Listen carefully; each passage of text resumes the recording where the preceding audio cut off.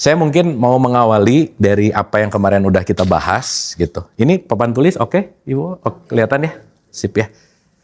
Dan nanti juga ada recordnya. Jadi dengan ada recording, Ibu Bapak nggak ada alasan lupa ya karena ada recording gitu. Ada ulangannya. Soalnya tiap pengajian lupa mulu Bu, banyak yang gitu ya. Baik. Saya mungkin mau mengawali dalam perspektif tasawuf itu kan ada kata-kata gini Ibu Bapak.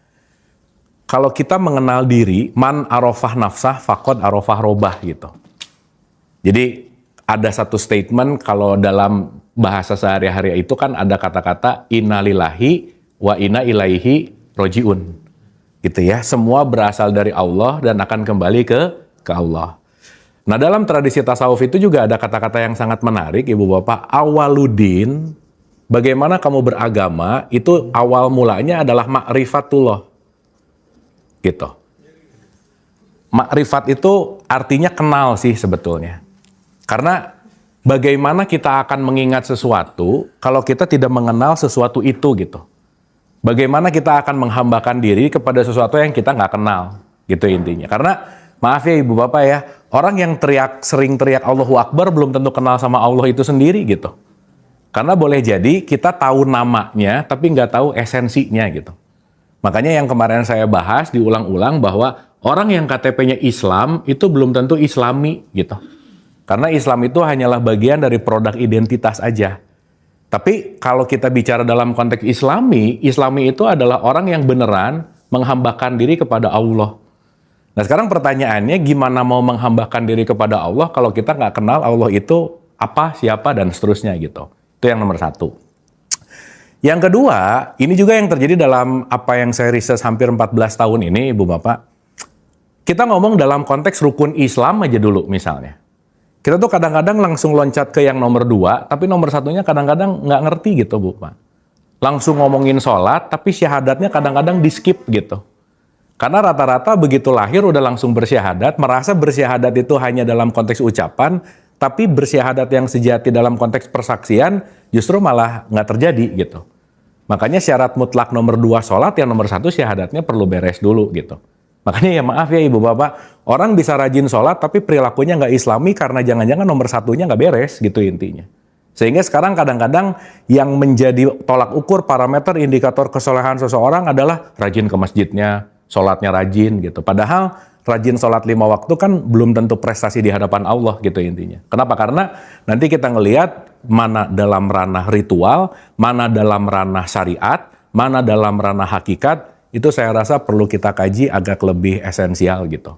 Nah jadi mungkin ini kita balik ke pelajaran TK SD nggak apa-apa Ibu Bapak? Kita back to basic gitu boleh ya? Kadang kita tuh udah ngomongin yang langit gitu tapi lupa dasar gitu kira-kira. Jadi kayak saya rasa kita mengakar gitu kepada basic design gitu. Karena boleh jadi kita beridentitas Islam lebih dari 50 tahun, tapi jangan-jangan not even start dalam konteks Islam gitu. Jangan-jangan kita berislam secara identitas, tetapi belum berislam secara kesadaran. Karena Islam itu tidak terletak pada identitas kita, tapi Islam itu terletak pada kesadarannya gitu. Gitu kira-kira. Nah jadi mungkin hari ini kita kalau mau pakai bahasa modulasi tasawuf awal, mungkin ini adalah pengenalan tauhid awal gitu kira-kira. Jadi kita akan bicara dalam konteks yang namanya tauhid 1 lah gitu kira-kira. Oke Ibu Bapak? Udah jadi diam-diam gini Bapak, oke ya? Ini deg-degan tambah susah atau? Tambah susah apa tambah berat ya? Oke, enggak. Pokoknya kan kalau di 20 ayat 2 Quran tuh ada kata-kata ma'angzalna alaikal qur'ana litasqa. Allah membuat ini semua bukan untuk kita jadi susah sih gitu. Jadi kalau menjadi makin susah, yang bikin susah kita sih sebenarnya. Gitu ya. Jadi nanti kita akan mengerti bahwa semakin bertauhid itu sebetulnya kata kuncinya itu semakin selaras gitu. Dah, itu aja. Jadi kalau kita tidak semakin selaras berarti kurang bertauhid. Gitu. Makanya lawan dari tauhid itu namanya jadi musyrik gitu. Dan musyrik ini nggak ada urusannya sama KTP-nya apa, nggak ada sih sebetulnya. Karena kemusyrikan itu lebih kepada sudut pandang, perspektif, keyakinan, dan konteks musyrik itu bukan terletak pada siapanya, tetapi kualitasnya gitu. Gitu kira-kira. Ya, nah Karena kita mau bahas basic banget Ibu Bapak, jadi saya mungkin akan melihat ini dalam beberapa perspektif yang sederhana, beginilah gampangannya. Contoh, kalau kita berbicara tentang tauhid, tauhid itu artinya dari kata ahad sebetulnya. Ahad itu artinya adalah esa gitu. Dan esa itu artinya menyatu. Gitu ya. Karena hari ini masih ada yang bilang esa itu satu gitu, bukan. Tapi esa itu adalah menyatu. Gitu. Esa itu adalah sesuatu yang menyatu, sesuatu yang melekat dan nggak pernah terpisah gitu. Makanya kenapa sila pertama menggunakan kata esa bukan satu. Jadi ketuhanan yang maha esa. Jadi ketuhanan yang selalu menyatu gitu. Kenapa? Karena tidak akan ada terpisah antara pencipta yang diciptakan, itu nggak mungkin terpisah gitu. Gitu ya. Sehingga nanti kita akan mengerti begini. Saya mungkin pakai analogi-analogi untuk memudahkan. Kalau kita menganalogikan Allah itu adalah maha ruang, gitu ya, maha ruang, maka segala sesuatu yang diciptakan pasti ada dalam ruangannya. Itulah kenapa sering diulang-ulang bahwa Allah itu dekat. Betul ya, Bu? Jadi kalau Allah itu dekat, berarti ilaihi roji'un itu lagi kembali ke tempat yang dekat atau yang jauh? Yang dekat. Berarti kalau Allah itu ilaihi roji'unnya dekat, lebih dekat dari urat leher, berarti Allah tidak berbicara letak geografis di mana dia ada. Betul nggak, Bu? Sip. Makanya kalau Ibu Bapak tadi ngomongin alumni haji, kan Allah nggak nongkrong di Ka'bah gitu ya. Di situ gitu, di Mekah, diam di situ menuju Allah, kan nggak gitu poinnya.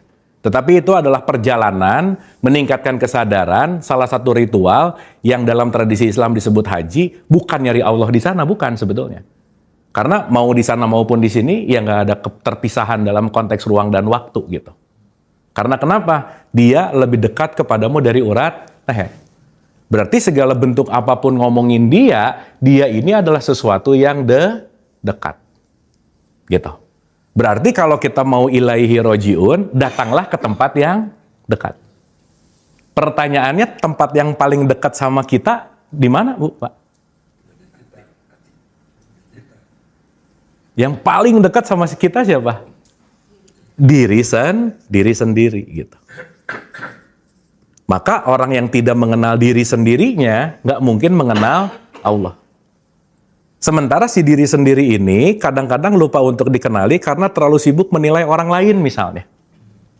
Terlalu ngurusin urusan orang, rese banget sama keyakinan orang gitu misalnya. Sehingga faktor eksternal yang lebih besar daripada faktor internal akan membuat kita jadi tidak mengenal diri gitu.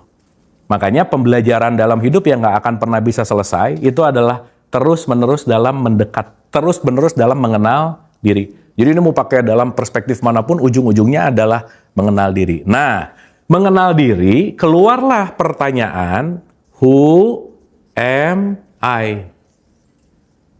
Siapa sih aku gitu? Betul nggak, Bu, Pak? Berarti kalau mau mengenal diri kan mengenal aku tuh siapa gitu. Pertanyaan.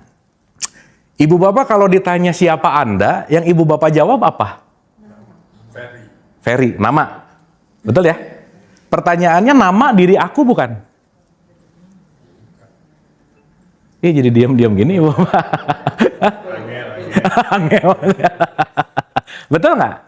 Yang jangan-jangan jawaban tentang who am I itu bukan I, tapi sesuatu yang terasosiasi dengan I. Jadi nanti kemusyrikan itu adalah ketika kita mengasosiasikan diri kita selain dengan diri kita yang sejati gitu. Sip ya? Oke ya? Oke. Gampangannya begini. I itu adalah sesuatu yang sering disebut sebagai yang namanya fitrah. Fitrah itu sesuatu yang nggak pernah berubah. Makanya kalau di Quran di surat 30-30, di surat Ar-Rum ayat 30, itulah fitrahku yang tidak ada mengalami perubahan. Itulah dirimu yang sejati. Jadi diri yang sejati adalah sesuatu yang nggak pernah berubah. Sehingga nanti kita akan ngerti klasifikasi diri kita ini, bagian mana yang berubah, bagian mana yang tidak berubah, bagian mana yang sejati, bagian mana yang ilusi. Karena nanti urusannya cuma ada dua, Bu, Pak. Ada hidup dan ada drama hidup gitu. Oke? Tiap hari Ibu Bapak sering ngasih makan hidupnya atau sering ngasih makan drama hidupnya yang mana? Jadi banyak drama hidupnya. Kan drama hidup bukan hidup, betul nggak? Dan nanti kita ngerti bahwa segala drama yang di luar tergantung bagaimana menyikapinya dari dalam gitu. Sehingga nanti kita ngerti bahwa, oh oke, ini dalam konteks yang namanya mana drama, mana hidup, mana yang fitrah, mana yang non-fitrah, kita mulai belajar untuk mengenali diri. Kenapa? Karena hari ini saat tidak menyadari siapa dirinya yang sejati, pasti dia akan terombang-ambing kepada sesuatu yang tidak sejati gitu. Mau itu nama, mau itu harta, mau itu jabatan. Orang yang mengasosiasikan dirinya adalah jabatannya, begitu jabatannya selesai, merasa hidupnya selesai gitu. Orang yang mengasosiasikan dirinya dengan gelarnya, begitu gelarnya nggak ditulis di undangan, marah gitu misalnya. Orang yang mengasosiasikan dirinya dengan pangkatnya, begitu pangkatnya habis, selesai, hidupnya juga merasa selesai gitu. Sip ya? Makanya nanti kita mengerti bahwa tauhid atau ahad adalah melepaskan semua asosiasi-asosiasi yang bukan aku sejati, kembali kepada dirimu yang sejati. Makanya, la ilaha illallah. Tidak ada asosiasi kecuali Allah itu sendiri gitu. Oke, Ibu Bapak? Sip ya? Oke, nah sekarang kita ngelihat dulu dari konteks yang paling simpel dulu gitu. Supaya nanti, oh seenggaknya aku tahu bahwa aku ini apa, bagiannya apa, ada who am I, nanti ada what am I. Karena kalau who itu lebih kepada siapanya, kalau what itu kepada apanya gitu. Sehingga nanti kita akan ngerti bagian diri kita mana sih yang jadi banyak drama gitu intinya. Karena saat kita lebih banyak dramanya, ya kita lagi nggak hidup sih sebenarnya. Hari ini banyak orang yang lupa sama hidupnya karena terlalu sibuk dengan situasi hidup gitu. Dan situasi hidup itu yang membuat dirinya merasa nggak hidup. Makanya Ibu Bapak saya kasih contoh ya, kemarin pas ngomongin di tempat teman-teman anxiety, banyak orang anxiety pengen mengakhiri hidupnya. Padahal mereka pengen mengakhiri masalahnya sebenarnya, bukan hidupnya. Tapi dipikir bahwa masalah itu adalah hidupnya, dipikir begitu hidupnya selesai, ya nggak apa-apa juga. Tapi poinnya adalah bukan mengakhiri hidup, tapi mengakhiri situasi hidup yang namanya masalah gitu. Karena masalah itu nanti asosiasi dengan diri kita. Maka saat kita terasosiasi dengan apapun yang selain dengan fitrah, itu pasti chaos gitu. Ya, sampai sini oke Bu, Pak? Dapat ya? Oke. Ini oke Ibu Bapak? Oke. Nah, wajahnya oke, tapi oh oke. Oke, kita lagi belajar disasosiasi gitu. Supaya Allah tuh nggak cuma ngomong gitu loh Bu, Pak. Nggak cuma alif lam lam ha gitu, nggak gitu. Ya nggak apa-apa juga sih. Cuman ya kedekatan kita sama Allah tidak ditentukan seberapa teriakan besarnya, bukan itu gitu poinnya. Tetapi keterhubungannya nanti kita akan menyadari itu gitu. Oke ya.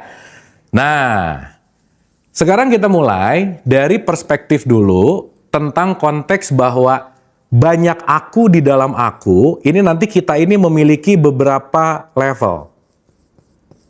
Memiliki beberapa level gitu. Ya, kita lihat dari level yang paling tinggi dulu gitu. Inna lillahi wa inna ilaihi roji'un. Berarti kalau inna lillahi wa inna ilaihi roji'un, semua berasal dari dia dan kembali kepada dia, dan ini banyak pemaknaannya. Tapi intinya, source inti dari hidup itu cuma dia gitu. Makanya saya mau memudahkan, let's say kita sebut Allah ini adalah sumber energi gitu kira-kira. Makanya di surat 24 ayat 35 ada kata-kata Allahun Nur, I am the light. Aku adalah sang hidup. Aku adalah sumbernya gitu kira-kira.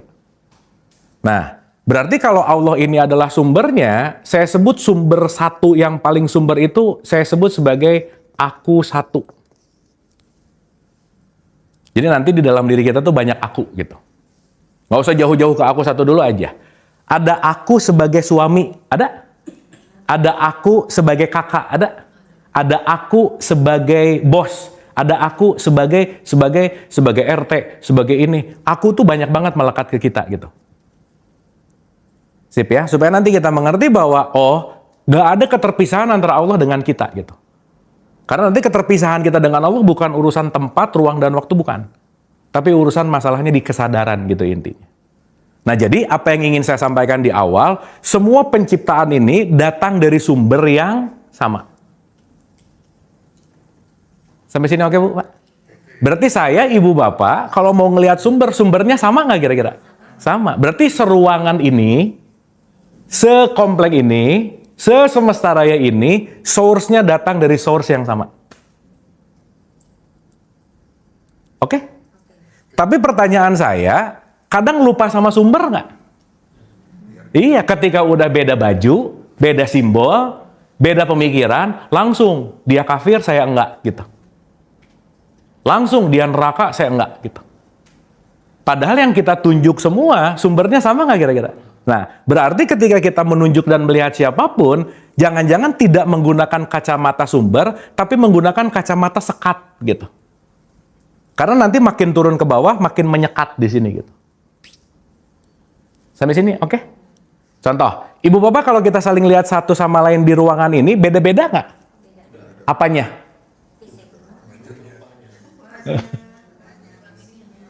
Hah? Oke, tapi kalau kita ngelihat bahwa segala semua yang ada di ruangan ini sumbernya sama, kita melupakan fisiknya, melupakan apapun, tapi aku melihat manusianya gitu, betul nggak? Yes. Kadang kita lupa lihat manusianya, langsung ngelihat ke orangnya. Atau gini, kita ini orang apa manusia, Bu, Pak?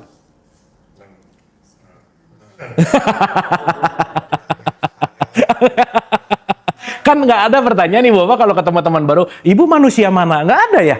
Yang ada Ibu orang mana? Berarti semakin mengorang, semakin menyekat menjadi sebuah identitas.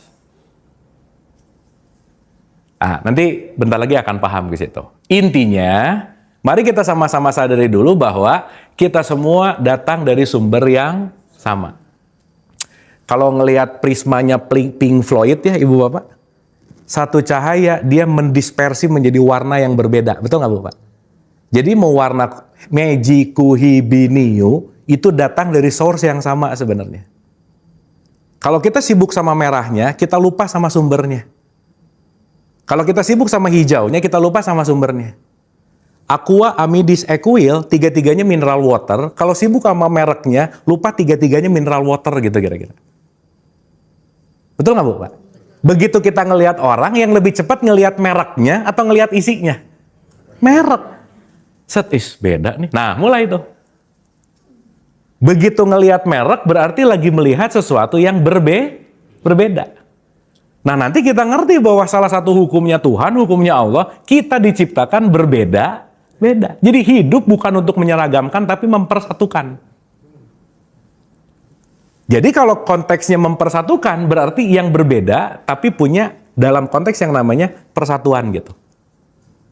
Nah, yang egonya tinggi, nggak pengen beda, pengennya seragam gitu intinya. Sehingga ketika kita mau menyeragamkan hidup, kita lagi ngelawan hukum semesta sebenarnya. Karena pada dasarnya hidup itu pasti berbeda-beda. Sampai sini oke Bu? Berarti kita sumber yang menampil dengan penampilan yang berbeda, betul nggak?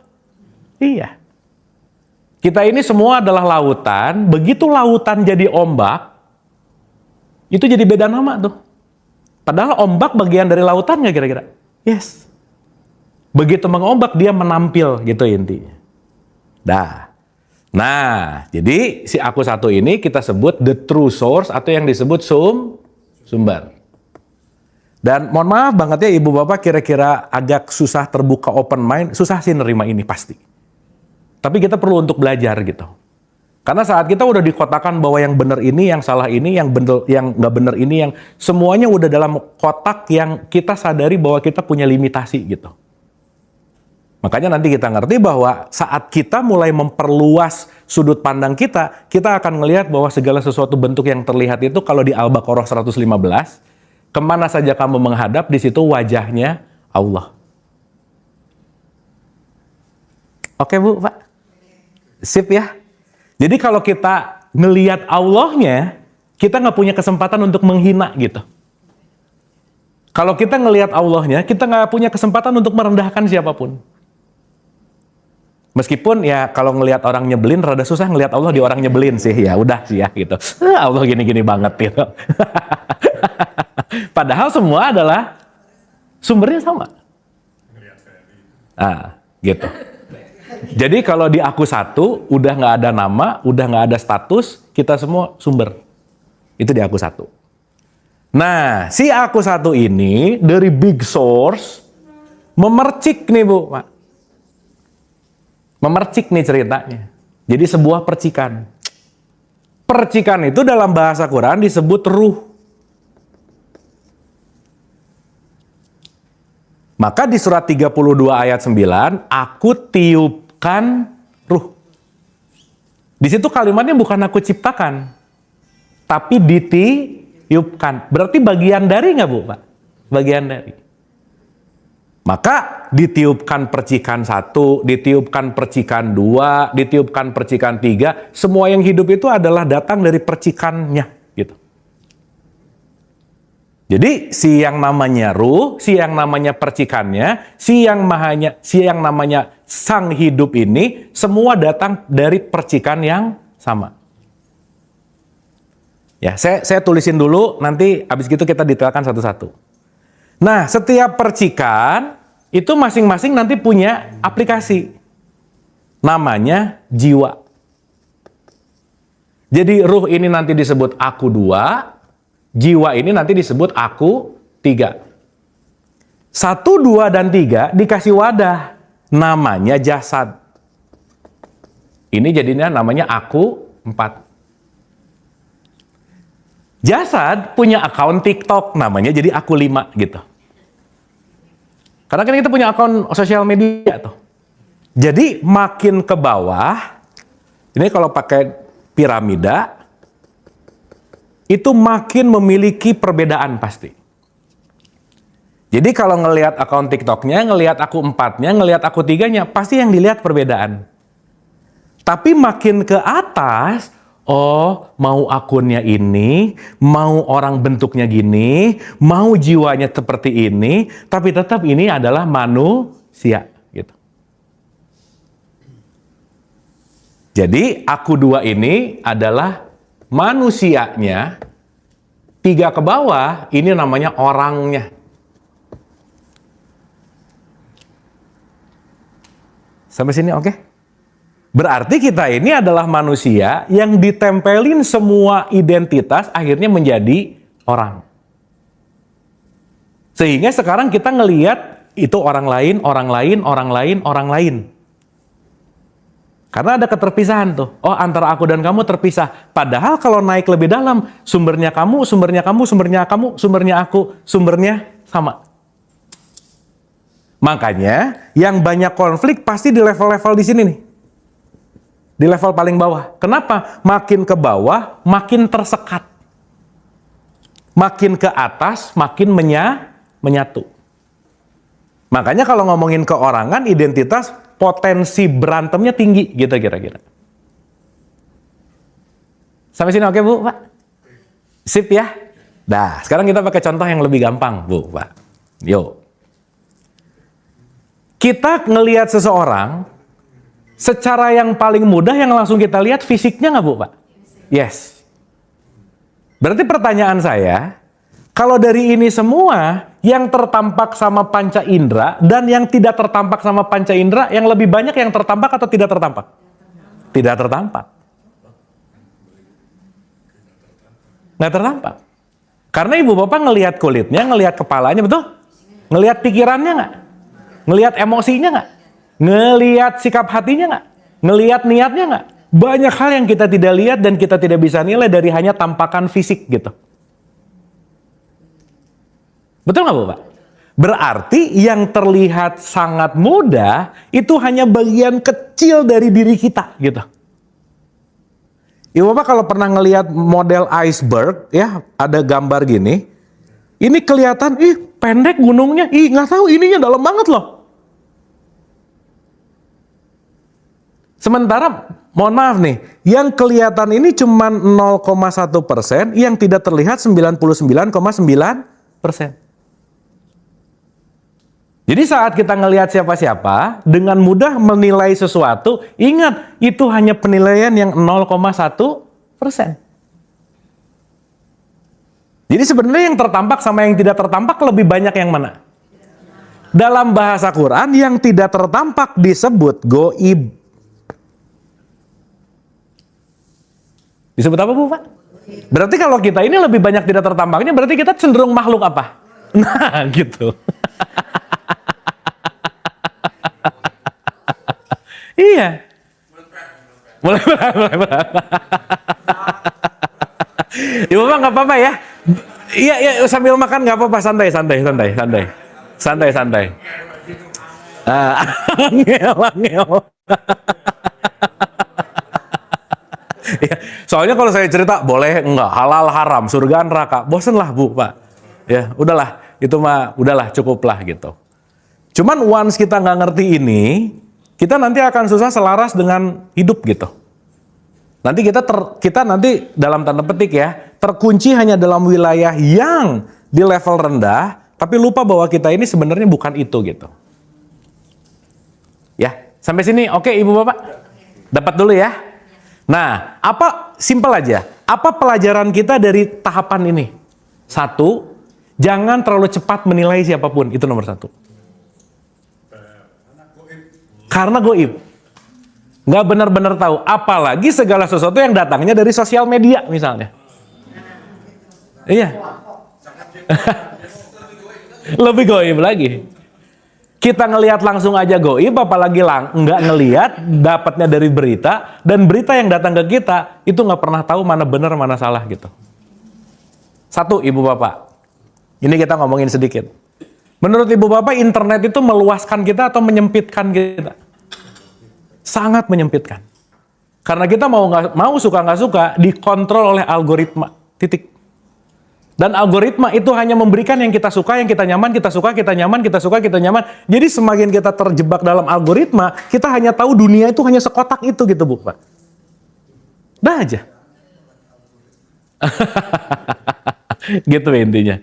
Nah makanya saat kita mulai ngerti ini semua, kita hanya akan melihatnya belajar menggunakan kebijaksanaan. Makanya yang berperan dalam semua kehidupan kita ini, yang Quran selalu menggunakan kata diulang-ulang, gunakanlah akalmu gitu. Nah ini nih. Kadang orang tidak menggunakan akal tapi mengedepankan ego gitu. Nah itu yang sedikit perlu kita regulasi nanti gitu. Oke Ibu Bapak? Sip ya? Jadi di antara aku 1, ruh, jiwa, jasad, aku 1, aku 2, aku 3, aku 4, kira-kira yang berubah yang mana Bu, Pak? Tubuh fisik berubah nggak? Fix, berarti tubuh fisik bukan aku yang sejati, betul? Karena ini mah kendaraan aja. Dah, ini mah cuman kendaraan aja udah. Sip ya? Aku 3 berubah nggak? Berubah. Karena aku 3 ini isinya pikiran, perasaan, emosi. Berarti jangan lupa Ibu Bapak, setiap pikiran yang mampir ke kehidupan kita itu cuma tamu. Perasaan yang mampir ke kehidupan kita bukan diri kita, itu tamu. Maka pikiran, perasaan, emosi, semua yang datang berupa pikiran, perasaan, dan emosi, itu easy come, easy go. Easy come, easy go. Ibu Bapak pernah nggak begitu bangun pagi happy, begitu lihat berita jadi bete? Oh sering. Berarti Ibu Bapak yang happy atau yang bete? Loh, pagi-pagi happy. Lihat berita jadi bete. Nerima transferan happy lagi misalnya. Bisa nggak? Berarti happy, bete, kesel, marah, benci, itu berubah-ubah nggak? Itu bukan diri kita. Itu adalah kondisi jiwa kita. Oke? Oke sampai sini? Karena kalau itu diri kita, berarti kalau lagi bete, seharian bete. Nggak ada orang yang 24 jam bete, nggak ada yang kuat, Bu, Pak. Nggak ada orang yang 24 jam marah, nggak ada yang kuat. Ya, saya komain sih, kecuali ibu-ibu. Ya, saya ngikutin bapak-bapak lah pokoknya ya. Saya ngikut lah pokoknya. Oh, kalau ibu-ibu kekuatannya memang beda sih, Pak. Iya, memang beda sih. Sip ya? Jadi kalau mau pakai analogi, jiwa kita itu kayak awan. Awan hitam, lewat. Putih, lewat. Hitam, lewat. Nah, kita yang sejati itu langitnya. Yang menyaksikan semua awan yang lewat gitu. Jelas Ibu Bapak? Itu aku 2. Aku 2 tuh langitnya. Jadi bete lewat. Bete lewat. Jadi ibu bapak kalau lagi bete dan tidak mengentertain bete untuk tinggal, bete lewat sebentar lagi. Cuman begitu bete, login. Nyangkut. Jadi lama di situ. Gitu. Tapi rata-rata bukan login sih, subscribe lagi habis gitu ya. Di subscribe si BT-nya. Jadi BT mulu gitu. Jelas ya? Dah, saya mau mempersempit dulu. Berarti pikiran itu aku bukan? Bukan. Bukan. Nah, inilah nanti kalau dalam tradisi Islam, aku yang menyaksikan. Makanya aku bersaksi. Orang baik. Jelas ya? Nah, saya kasih analogi dulu sebelum masuk ke situ. Ya Bapak, kita belajar yang praktikal supaya habis ini kita bisa praktekin, nggak apa-apa ya? Supaya bukan hanya jadi knowledge gitu. Karena urusan-urusan ini kalau nggak dilatih nggak akan ada perubahan, Bu, Pak. Nggak akan ada aja. Jadi kalau sekarang nambah pengetahuan tapi tidak melatih dalam kebiasaan, karena perubahan datang dari kebiasaan lama yang hilang. Dah, selesai. Karena saat kebiasaan lama dipakai terus sampai sekarang, usia nambah tapi nggak makin dewasa gitu. Karena kebiasaan lama yang dipakai terus gitu. Nah, PR kita adalah bagaimana kebiasaan lama terupdate gitu. Gitu ya. Makanya menua pasti, mendewasa pilihan. Gak semua orang tuh menua semakin dewasa. Belum tentu. Belum tentu. Makanya orang tua belum tentu lebih dewasa dari orang yang belum tua misalnya. Definisi dewasa itu artinya hidupnya semakin tidak banyak konflik. Bukan gak ada masalah. Definisi dewasa adalah lebih menerima kenyataan, apa yang terjadi lebih diterima. Bukan ditolak gitu. Karena gini, Ibu Bapak, saya langsung straight to the point aja ya. Kalau ditanya, Allah itu apa sih gitu ya, supaya gampang nih ya. Satu aja, Allah itu adalah realitas atau kenyataan, selesai.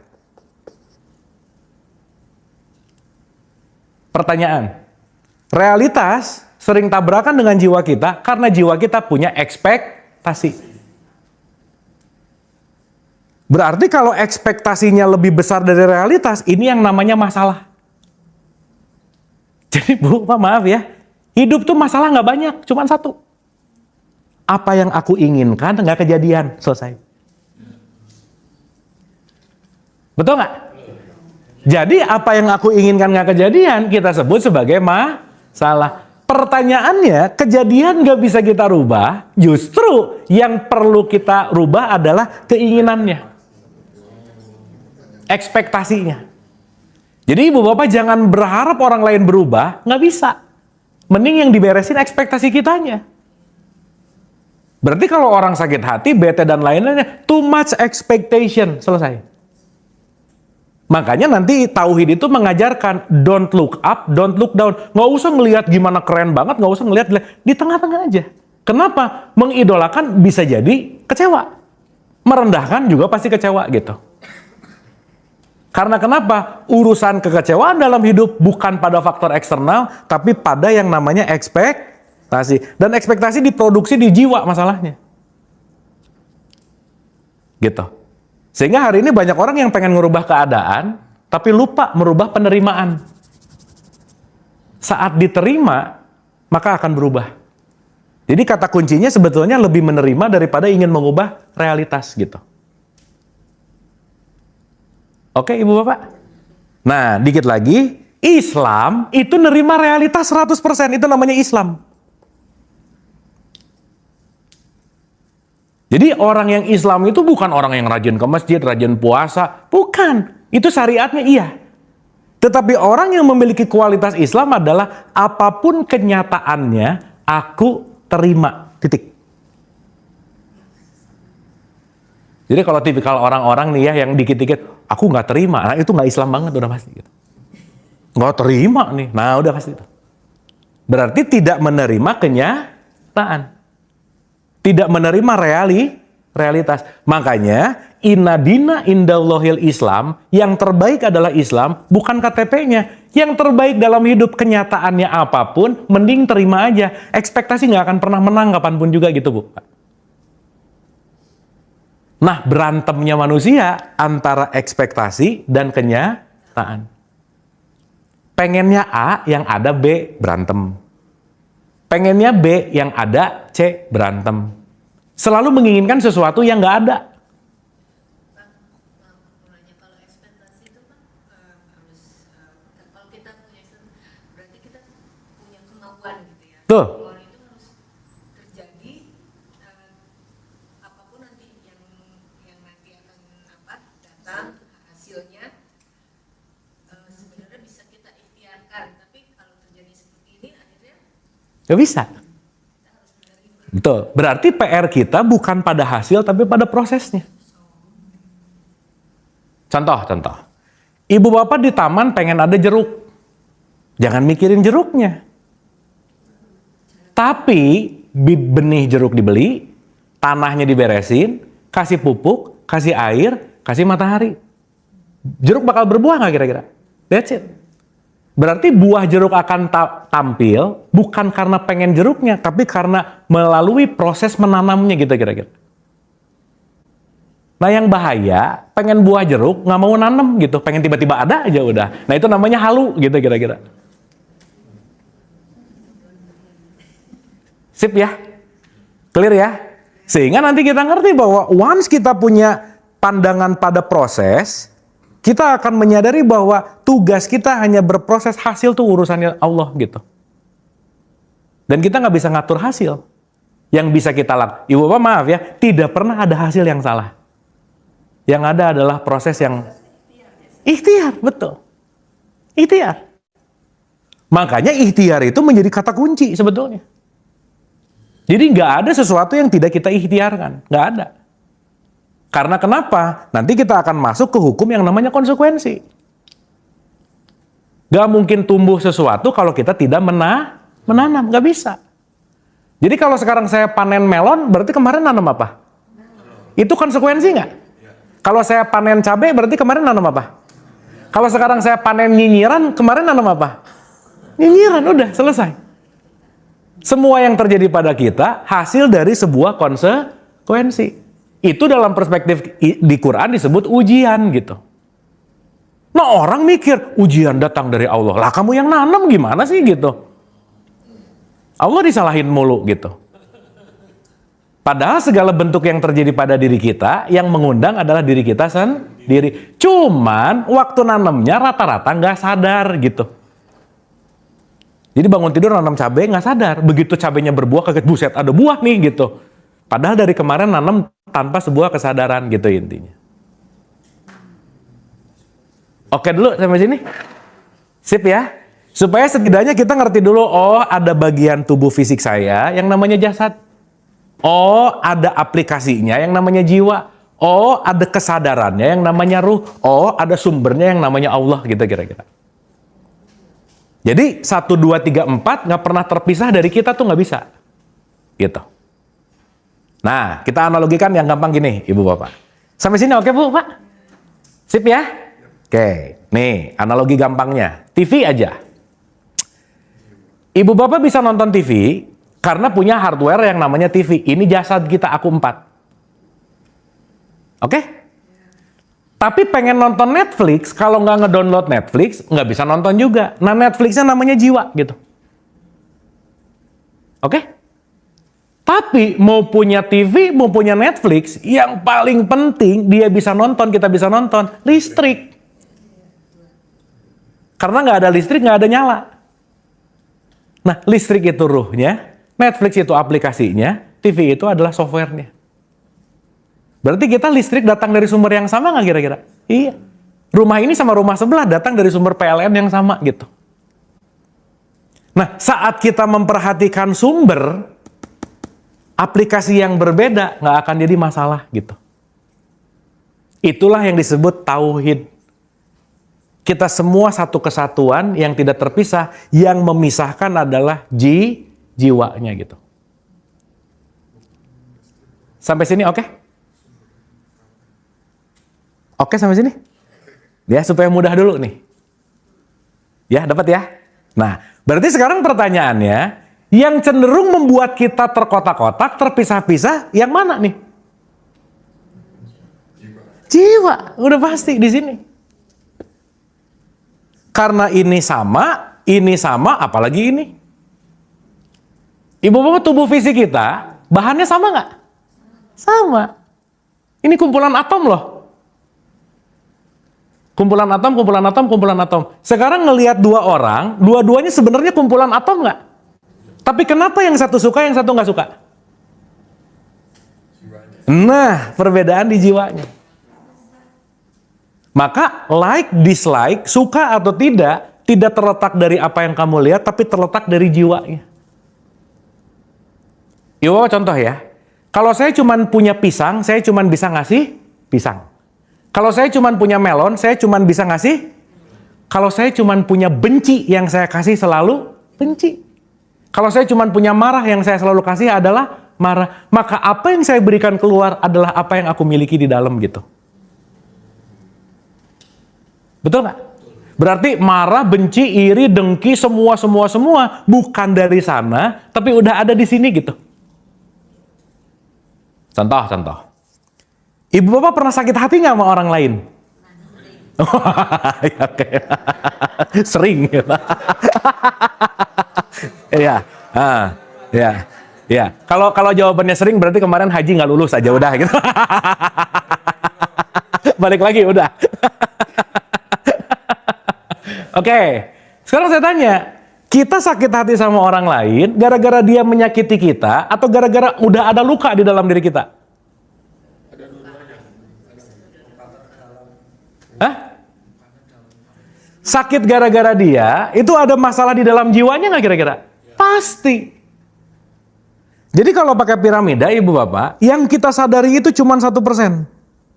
0,1 aja. 99,9% kita nggak kenal sama jiwa kita. Kita nggak kenal sama luka kita nggak kenal sama apa yang kurang dari kita nggak kenal sama sekali. Maka kita tidak mengenal diri kita jauh lebih banyak daripada mengenalnya gitu. Makanya kalau dalam teori jiwa ada yang disebut subconscious sama unconscious mind, alam bawah sadar dan tidak sadar kita jauh lebih menguasai daripada sadar kita. Makanya jangan heran ibu bapak, dalam keseharian yang kita kerjain secara sadar cuma 1%, 99%-nya pengulangan kebiasaan. Dah. Itu lagi. Lagi.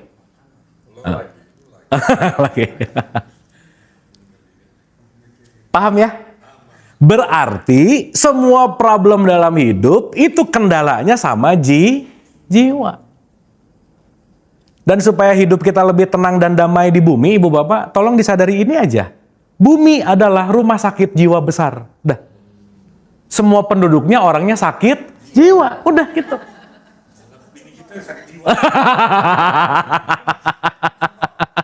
Iya, cuman kadarnya beda. Jadi kalau ibu bapak ketemu orang nyebelin, ya udah sesama pasien rawat jalan. Dia pasien, aku pasien. Maka dihidupkan pada dasarnya untuk melakukan reparasi jiwa. Makanya di surat 91, 6 dan 7, bumi serta penghamparannya, aku ilhamkan pada jiwa itu jalan ketakwaan dan kefasikan. That's your choice. Gini, di surat 91, 6 sama 7, di bumi dengan penghamparan ini, jiwa kita dikasih pilihan, kamu mau lewat masuk ke memilih ketakwaan atau kefasikan, itu pilihanmu. Berarti aku mau sembuh atau tidak, yang menyembuhkan bukan orang lain. Aku mau atau tidak gitu. Self-healing salah satunya. Dan orang yang bisa sembuh adalah orang yang sadar kalau dirinya sakit gitu. Nah yang bahaya ibu bapak, banyak orang yang gak sadar dirinya sakit, menganggap bahwa orang lain yang membuat dirinya sakit. Makanya pintu gerbang kesadaran datang dari aku menyadari ada sesuatu yang aku perlu selesaikan. Makanya nggak bisa dipaksa, nggak bisa disuruh-suruh, nggak bisa dalam konteks ketakutan, tapi adalah dalam konteks yang namanya kesadaran gitu intinya. Sampai sini oke dulu? Jelas ya? Berarti pertanyaannya, recording semua amal baik, amal buruk, perilaku apa, semua terrecord di dalam jiwa. Jadi intinya, kualitas hidup kita tergantung ketenangan jiwa kita. Udah itu aja Bu. Selesai aja udah. Kenapa? Karena semua recording ada di dalam jiwa. Sampai sini oke? Dapat ya? Nah, saya mau kasih analogi lagi. Ibu bapak, maaf nih. Kalau orang jiwanya off atau dalam bahasa Quran dicabut, mati nggak dia? Kalau jiwa off, mati nggak dia? Enggak, namanya bobo. Bobo, koma, nggak sadar sih gitu. Tapi gila juga menarik ya ibu bapak. Kita ngelihat orang yang telanjang di pinggir jalan, kita sebut orang gila. Orang gila ngelihat pakai baju disebut gila juga sih ini gitu. Sama ya, ini juga beda dari saya gitu. Dan ini rada-rada paradoks memang. Nah, sama-sama gila. Jelas ya? Nah sekarang pertanyaan berikutnya, berarti kita mau berbuat baik, mau berbuat jahat, kita mau melakukan ketakwaan atau kefasikan, itu tergantung apanya? Jiwa, udah selesai. Makanya nanti konteks yang namanya kesadaran, konteks yang namanya perlu kita selalu perbaiki adalah kualitas jiwa. Oke Bu, Pak? Sekarang saya tanya, kalau orang yang mati, yang di tanah kusir, di jeruk purut, itu yang dicabut apanya? Bukan, nyawa namanya. Nyawa itu perpaduan ruh dengan jiwa, namanya jadinya nyawa gitu. Makanya kan nggak ada malaikat pencabut ruh, nggak ada. Yang ada malaikat pencabut nyawa. Berarti kalau saat kita lagi bangun, ini jasad, ini yang hitam ruh, yang merah jiwa. Ini hidup nih namanya. Saat ini off, bobo dia. Oke? Saat balik lagi, bangun dia. Jadi ibu bapak kalau ngelihat orang yang lagi rada-rada, wah mau dicabut jiwa bentar lagi gitu. Iya, dia mau lepas nih. Kesadarannya, consciousness-nya mulai lepas. Oke? Nah sekarang saya tanya. Sakit, bete, kesel, marah, semuanya terletak di mana sebenarnya? Di sini. Ibu bapak sakit gigi, ketiduran, sakitnya kerasa nggak? Enggak, karena ininya off. Sedih, ketiduran, kerasa nggak? Enggak, karena ininya off. Maka nanti kita akan mengerti konteks yang namanya jiwa ini, inilah konteks yang nanti kita akan selalu perbaiki, perbaharui supaya apa? Merubah dan membawa jiwa kita dalam wilayah yang spesifik disebut jiwa yang tenang, gitu kira-kira. Nah, di 89 ayat 27, ya ayat Tuhan nafsul mutmainah. Wahai jiwa yang tenang. Nah.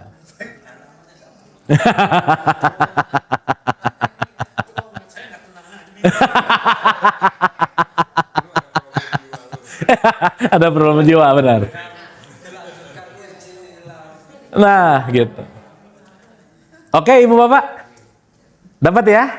Nah, si jiwa ini nanti punya level. Levelingnya nanti ada. Jadi, ada jiwa-jiwa yang ada di wilayah vibrasi frekuensi rendah, dan ada jiwa-jiwa yang ada di vibrasi frekuensi tinggi. Jadi kira-kira jiwa kebanyakan di level rendah, itu pasti banyak menderita, banyak bete, banyak kesal, banyak dan lain-lain. Udah aja, itu di level yang titik dari tengah ke bawah. Nah jadi ibu bapak maaf nih ya, kalau keseharian jiwanya banyak terjebak dalam amarah, benci, dengki, iri, dan lain-lain, berarti level jiwanya di level rendah, itu dalam bahasa tasawuf disebut jiwa yang penuh dengan amarah. Ibu-ibu ya.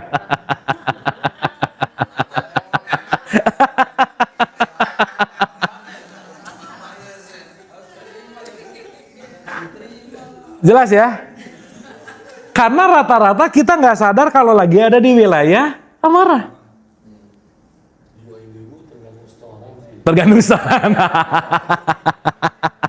Tapi ibu bapak mohon maaf nih. Berarti PR sebenarnya kita datang hidup untuk memperbaiki jiwa nggak kira-kira?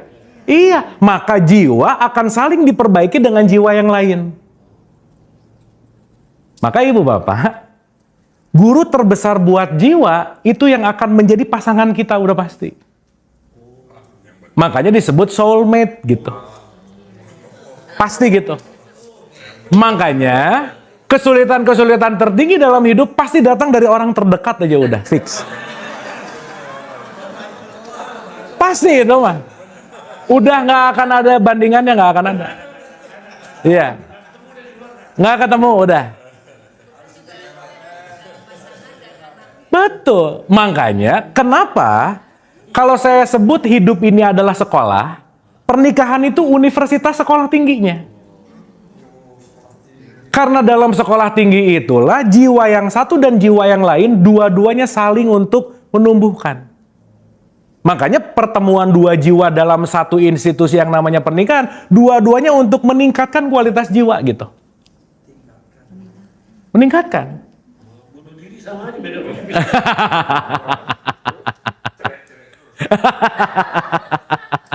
Jelas ya? Makanya ibu bapak nanti kalau kita ngerti ini, kita tuh nggak pernah jauh-jauh loh. Problem in life itu pasti datang dari ring satu aja udah. Pasti gitu. Ya, yang jomblo belum aja sih kayaknya. Ribut lagi. Iya, iya, iya, betul. Makanya kalibrator jiwa kita yang paling terdekat adalah nggak ada jauh lagi. Intinya adalah pasangan dan anak itu pasti akan membuat jiwa kita tumbuh gitu. Itu aja. Makanya ibu bapak salah satu jiwa yang lebih tumbuh adalah lebih sabar. Berarti kalau kita mau sabar, perlu orang nyebelin nggak kira-kira? Ya udah, selesai.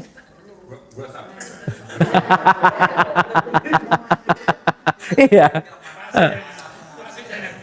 Saya yang beli aja Pak.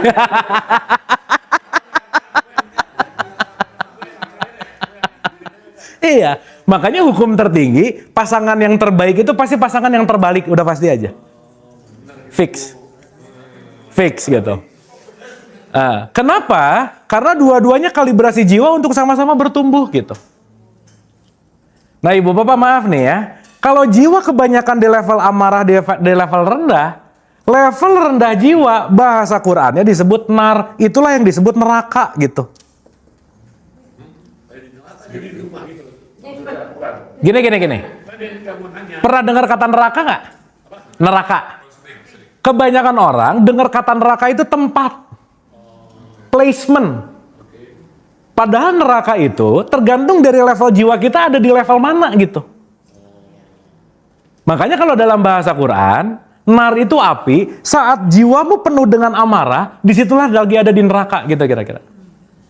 Terjadi neraka. Kenapa? Terjadi neraka. Terjadi neraka. Karena neraka bukan nanti, bukan besok, bukan tempat, tapi kualitas jiwamu lagi ada di level mana, itulah neraka gitu kira-kira. Betul Pak, benar. Lagi marah, lagi benci, lagi ngamuk, lagi apa. Inti ketika jiwa lebih di bawah ketenangan, udah pasti dia lagi terguncang. Guncangan itu disebut nar atau api, itulah yang disebut neraka.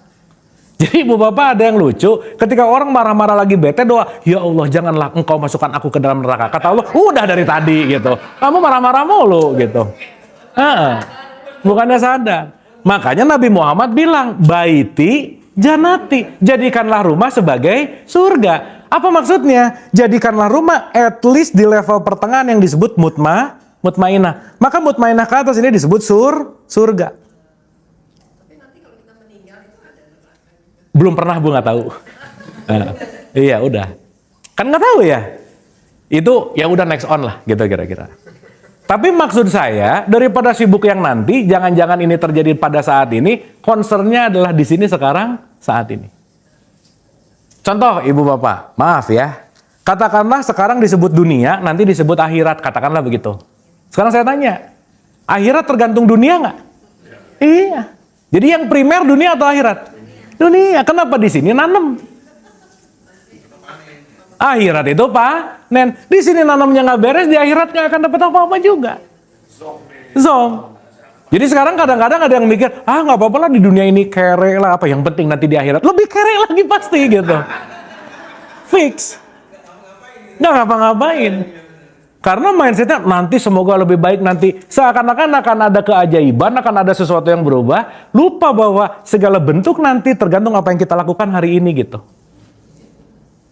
Makanya ini semua mengajarkan bahwa tadi betul, ikhtiar. Surat 53 ayat 39, kita hanya akan mendapatkan apa yang kita usahakan. Makanya ibu bapak waktu haji pasti ada sa'i. Sa'i itu artinya apa? Usaha. Usaha gitu. Karena nggak akan ada orang yang mendapatkan hasil tanpa menanam. Nah, kenapa kita bahas ini dulu? Supaya nanti kita ngerti bahwa concern utama hidup kita sebetulnya bukan ke sana tapi ke sini gitu loh, Bu. Ke diri sendiri. Makanya saya selalu mengulang-ulang nih ya. Manusia nggak pernah punya masalah dengan apapun dan siapapun kecuali sama egonya. Titik. Udah, nggak ada lagi. Udah. Jadi saat kita benci sama orang, kesal sama orang, bukan benci sama dia. Ada problem sama ego kita gitu. Orang yang di luar hanya mengingatkan bahwa dalam jiwamu masih banyak kotoran-kotoran dalam tanda petik. Dan nanti kita ngerti juga sih, Ibu Bapak, si jiwa ini nanti gudang kotoran-kotoran memang. Karena nanti kita ngerti juga bahwa setiap jiwa manusia, setiap jiwa kita, pasti banyak intervensi pihak eksternal. Sehingga nanti kita tidak melihat seapa adanya, tapi melihat seapa akunya gitu. Sehingga begitu kita ngelihat segala sesuatu, tidak objektif, tapi subjektif. Sesuai dengan recording jiwanya masing-masing gitu. Sampai sini oke Bu, Pak? Ya. Kalau itu kan ada yang di bawah, ada yang di atas. Ya. Kalau dua-duanya udah di atas nggak ada masalah lagi dong jadinya. Dua-duanya siapa misalnya? Suami istri tadi. Oh ya. Tadi ada yang satu yang di bawah. Di atas. Kalau dua-duanya udah di atas sudah nggak ada masalah lagi. Kan makin atas ini nggak pernah selesai sih Pak. Oh, bergerak terus. Bergerak terus. Itu baru saya mau tanya, selesai nggak ujungnya? Nggak ada sih. Nggak ada. Karena ini never ending. Makanya ibu bapak pernikahan itu kalau boleh disebut itu namanya perang panjang. Udah nggak ada lagi beres. Jadi bukan kayak film Disney tapi Infinity War-nya Marvel gitu.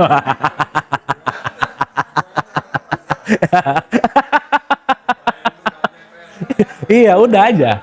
Makanya jangan nyari selesai, jangan. Nggak akan pernah ada. Yang penting menikmati prosesnya. Nah, dari tadi mau nanya, ujungnya ada selesainya nggak nih? Nah, tunggu tadi belum selesai kan? Iya. Udah ada pertama kita tanya, ada selesainya nggak? Nggak ada. Nggak ada. Baru. Nggak mungkin. Nggak mungkin. Kenapa? Yang digantikan. Gini. Nah, nih, menarik.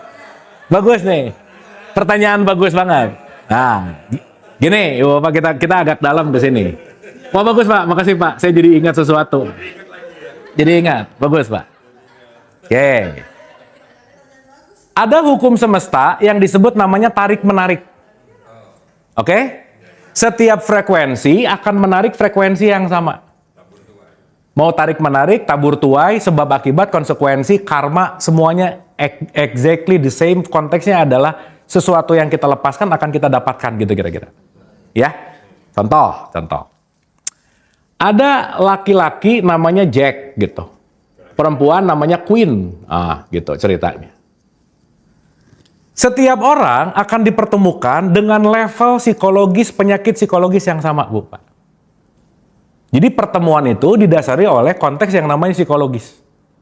Dan itu nanti saya bisa cerita panjang. Artinya, penyatuan ini bahasa gampangnya dipersatukan dengan frekuensi aja udah. Makanya kalau di surat 30 Arum ayat 21 akan dipertemukan dengan jenismu. Jenis di sini bukan laki-laki perempuan, tetapi sejenis menarik sejenis. Artinya apa? Frekuensi tertentu akan menarik frekuensi tertentu gitu. Kira-kira begitu. Oke? Katakanlah, saat si Jack ketemu si Queen sebelum nikah, si Jack levelnya 3, pasti dia ketemu juga di level 3 gitu. Karena yang menarik datang ke kita bukan di luar, tapi magnetnya datang dari sini.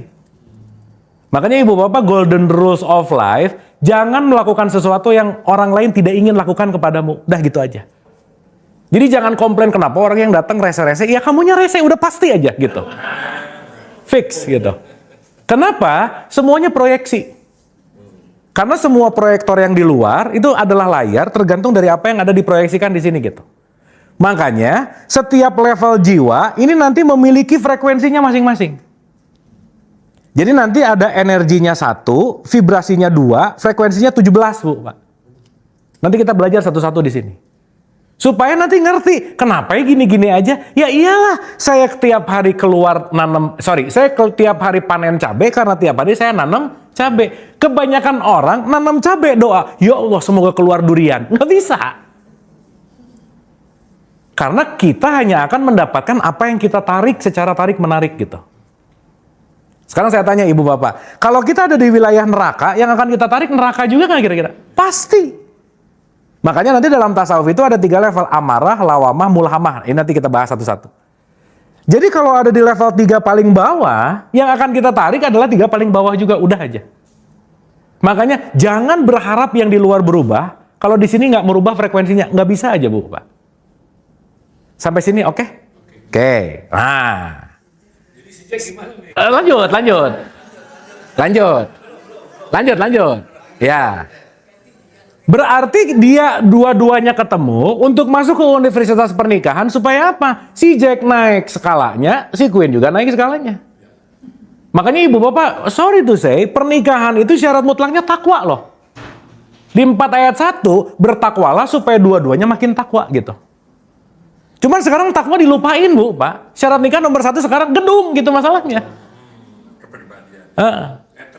Catering lah, gedungnya lah. Tapi lupa basic desain pernikahan itu adalah jiwa yang takwa ketemu jiwa yang takwa, dua-duanya saling mengasah untuk bertumbuh gitu.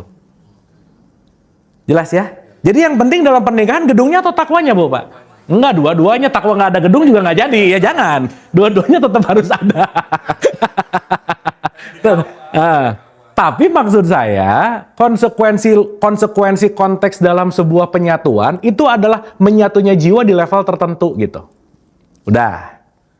Singkat cerita, terjadi nih pernikahan dan seterusnya. Makanya ibu bapak dalam hidup itu nggak pernah ada jodoh, nggak ada. Jodoh itu bullshit. Yang ada saling menjodohkan. Nggak ada jodoh satu kali selamanya tuh nggak ada. Kenapa? Karena konteks hidup itu dinamis. Contoh. Ini sebelum nikah suka ngomong, kayaknya kita jodoh deh, udah. 3 tahun, 4 tahun, kayaknya kita nggak jodoh deh, gitu Bapak. Padahal bukan matching saat itu terus-terusan, tapi selalu mematchingkan. Jadi konteks yang namanya pernikahan ini intinya adalah dua-duanya saling bertumbuh gitu. Makanya nggak ada yang ideal dalam hidup. Oh sebelum nikah, he is the right man. Abis nikah, wah siap-siap nyesal aja, udah nggak right man lah gitu. Kenapa? Karena pasti berubah gitu. Betul nggak Bu Pak? Ini kalau dilanjutin jadi ceramah nikah sih. Ya udah. Nih, singkat cerita, dalam perjalanan si universitas kehidupannya, ibu bapak mohon maaf ya, kalau mau jadi orang takwa, orang takwa adalah orang yang tidak pelit, itu nomor 1. Jadi ibu bapak nanti kalau nyari menantu, udahlah nomor 1 tanya pelit atau enggak. Kalau menantunya pelit, mertuanya pusing, udah pasti aja udah. Kenapa? Karena pelit ini nanti konteksnya attachment. Berarti ini mengajarkan kita untuk letting go, untuk detachment. Itu 1. Yang kedua urusan ego, yang ketiga urusan memaafkan. Dah aja. Singkat cerita, setelah bertemu, kan ya balik lagi ya, kalau sebelum akad itu semua orang itu lagi di fase fall in love namanya Bu. Kalau fall in love berarti lagi ditipu sama hormon, betul nggak? Maka orang fall in love semuanya bego, udah gitu aja. Nah ngambil keputusan waktu bego, makanya salah semua gitu kira-kira. Udah, saat masuk ke fase yang lebih sadar, ceritanya kalau pengen lebih sabar kan pasti ketemu yang nyebelin banget gitu kira-kira. Udah pasti aja. Gampangannya, si Queen makin sabar makin bagus, levelnya jadi 7. Si Jack-nya nggak naik-naik. Iya. Jadi ibu bapak kalau masing-masing nggak sama bareng naik, itu pasti salah satu outputnya adalah pisah. Makanya perpisahan itu bukan penyelesaian. Kok gini, divorce is a new hope. Bisa jadi. Kenapa? Karena udah nggak sefrekuensi kok. Makanya cerai itu bukan berhenti saling mencintai, tapi berhenti saling menyakiti. Bisa jadi gitu. Kenapa? Karena dua-duanya udah tidak pada frekuensi yang selaras gitu kira-kira. Dah. Singkat cerita, si Jack tetap di level 3 nggak kira-kira? Iya. Akan menarik level yang sama nggak? Iya, narik si Rose namanya ceritanya. Karena dia levelnya 3, si Rose berarti level berapa? 3. Berarti Rose siapa? Another queen di level yang sama. Ya, apapun. Maka, kenapa orang selesai di pernikahan satu kedua bisa cenderung lebih selesai lagi? Karena dia tetap tidak menaikkan frekuensinya. Menganggap bahwa dia yang membuat aku begini gitu. Padahal di sini neraka, di sini neraka. Makanya Nabi Muhammad bilang, baiti janati, jadikanlah rumah sebagai surga. Maksudnya apa sih? Dua-dua pihaknya coba kalau bisa, jangan di level amarah mulu gitu kira-kira. Belajar di level yang mutmainah ke atas gitu intinya.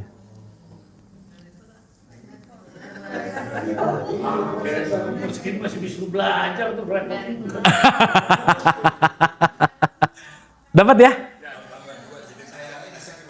Gimana Pak? Istrinya bukan ganti tapi tambah. Iya, mau nambah mau ganti kalau frekuensinya sama, sama Pak. Masalahnya di situ. Jadi bukan masalah kuantitas gitu. Jadi semuanya tidak marah semua jadinya. Bisa jadi, bisa jadi.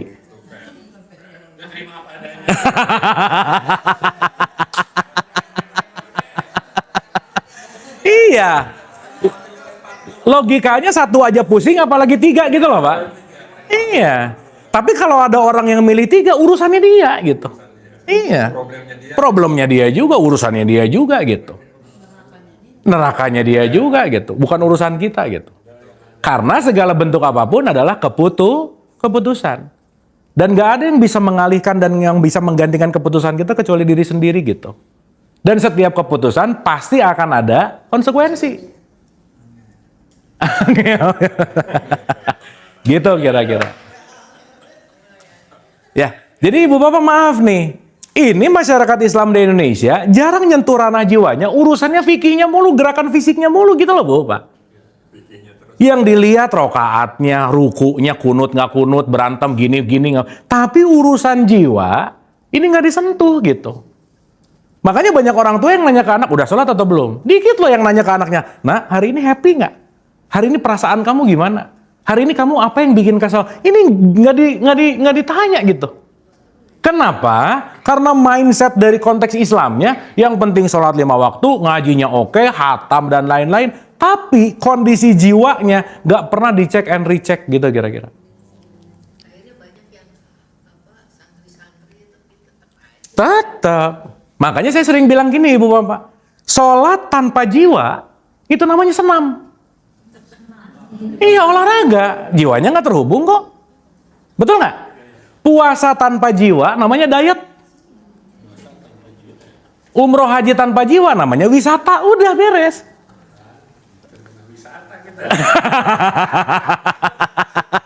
Jadi mungkin di depannya kasih alumni wisata haji ya gitu. Itu lebih tepat kayaknya ya gitu. Nggak ada yang connect, tapi nggak apa-apa sih, nggak apa-apa ya. Yang penting dapat hak gelarnya di depan nggak apa-apa sih gitu. Pasrah. Dapat ya ibu bapak ya. Nah inilah yang disebut ketika man arafah nafsah faqad arafah robbah. Kalau kamu mulai mengenal nafsmu, kamu akan selaras dengan Robmu gitu. Jadi semua kata kunci dalam hidup ini adalah pengendalian jiwa. Udah nggak ada lagi bu, Pak. Nafsnya. Makanya nafs ini nanti kita bagi tuh di frekuensi-frekuensi yang panjang gitu. Supaya nanti ngerti bahwa, oh oke. Contoh nih. Ibu Bapak nanti kalau buka di surat 13 ayat 35, itu ada kata-kata gini. Perumpamaan surga yang dijanjikan Allah kepadamu seperti. Berarti surga ini sebuah perumpamaan nggak? Iya, berarti kalau perumpamaan ini adalah metaforik yang seakan-akan airnya mengalir. Berarti hidupnya flowing nggak kira-kira? Iya. Tumbuh-tumbuhan yang baik, berarti nanamnya bagus, ngerawatnya bagus, gitu nggak kira-kira? Iya. Jadi ini bukan urusan tempat yang namanya surga, bukan. Kenapa? Karena surga dalam bahasa Arab disebut jannah. Jannah itu artinya kebun. Jadi kalau datang ke pernikahan, still jannah, mau ke kebun berarti di depan ada. Bener nggak? Iya jannah itu artinya ke kebun. Nama orang. Makanya kalau namanya nur janah, nur itu cahaya, janah itu taman, bener nggak? Itu cahaya lampu, lampu taman artinya gitu. Oh ini lampu taman gitu kira-kira. Nah sekarang orang tuh berpikir til janah sampai surga, bukan nggak gitu poinnya. Karena surga tidak terletak pada konteks geografis, tapi pada konteks level di mana jiwamu hadir di situ. Makanya dulu Nabi Muhammad kenapa sih menggunakan terminologi jannah, Bu? Karena pada saat itu masyarakat Arab pengen banget terjadi seperti jannah itu. Contoh, dulu di Arab kira-kira banyak air nggak banyak air? Banyak buah-buahan nggak banyak buah-buahan? Jadi Nabi Muhammad memberikan strategi marketing, kalau kamu mengikuti aku untuk kembali kepada Allah, nanti kamu akan dikasih taman yang banyak, nanti ada air, nanti ada buah-buahan. Tergiur nggak mereka? At least punish and reward terjadi dulu. Oke, ini nanti mau gitu, ikutin gitu. Tapi kalau Punish and reward aja itu tadi. punish and reward untuk ngajak dulu gitu. Tapi kalau Nabi Muhammad lahir di Garut kan nggak mungkin ya di Lembang. Nanti akan dapat taman. Udah ada banyak sekarang juga gitu. Nggak menarik gitu poinnya. Sehingga itu diartikan dalam konteks yang namanya sebuah perumpamaan, di mana wilayah esensinya, intinya adalah di dalam jiwa. Jadi ibu bapak maaf nih, kalau syariat fikih jasadnya diberesin mulu, ditutupin, diapain, jiwanya nggak diberikan nutrisi, selesai udah. Itu yang namanya jasad yang diberikan penutup konteks identitas, itu namanya KTP Islam. Tapi jiwanya belum tentu Islami. Karena Islami itu tidak terletak pada KTP-nya, enggak. Kenapa? Begitu mati, KTP nggak dibawa masalahnya. Semua konteksnya terletak pada jiwa gitu. Jelas ibu bapak? Berarti kalau gitu, sekarang kita mulai ngerti nih. Oh, ada bagian hardware dalam diri kita. Hardware apa sih? Lidah, tangan, kaki, kulit. 41 ayat 20, 21 ada di situ. Oh, ada softwarenya. Apa itu softwarenya? Pendengaran, penglihatan, hati. 16 ayat 78 ada di situ. Berarti software dan hardware ini ada 7 item: pendengaran, penglihatan, hati, akal, pikiran, lidah, tangan, kaki, kulit. 7 item ini dijaga, aman aja hidup. Makanya kenapa tawaf 7, sa'i 7, semua 7. 7 itu sebetulnya mau bicara tentang hardware software, pendengaran, penglihatan, hati, akal, pikiran, lidah, tangan, kaki, kulit, that's it. Dan itu semua ketika kita jaga, salah satu esensinya, kita pasti akan selaras dengan kehidupan gitu. Lidah, tangan, kaki, kulit, pendengaran, penglihatan, hati. Makanya di Quran ngomong, kamu aku udah kasih pendengaran, penglihatan dan hati nggak dipakai, apa bedanya dengan binatang ternak gitu misalnya. Berarti kan nggak connect gitu intinya. Jelas ya ibu bapak ya? Berarti pertanyaannya si jiwa ini perlu dikasih nutrisi terus nggak? Dalam keseharian ada nggak reminder sistemnya? Hah? Remindingnya ada nggak? Ada. Namanya wudhu. Nih kita lihat ibu bapak nih ya. Ini kalau saya boleh ngelihat di tradisi Islam, salah satu sistem yang keren gitu ya. Coba kebayang nggak? 1, azan dulu. Azan kan reminding nih. Setelah azan ngapain? Wudhu. Habis wudhu? Iqomah. Habis iqomah? Sholat. Habis sholat? Zikir. Betul? Jadi ada gate 1, 2, 3, 4, 5. Harapannya apa coba? Inna sholata tanha anil fahsya iwal munkar. Sholat mencegah perbuatan keji dan munkar. Betul nggak? Yes. Coba kebayang nggak ibu bapak? Udah azan, wudhu, komat, diingetin.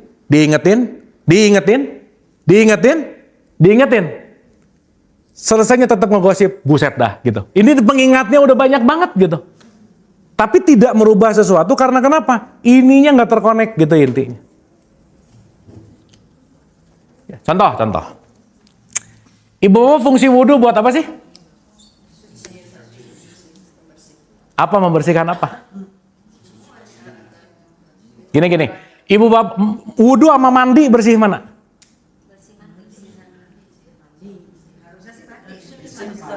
Tapi mau sholat meskipun udah mandi harus.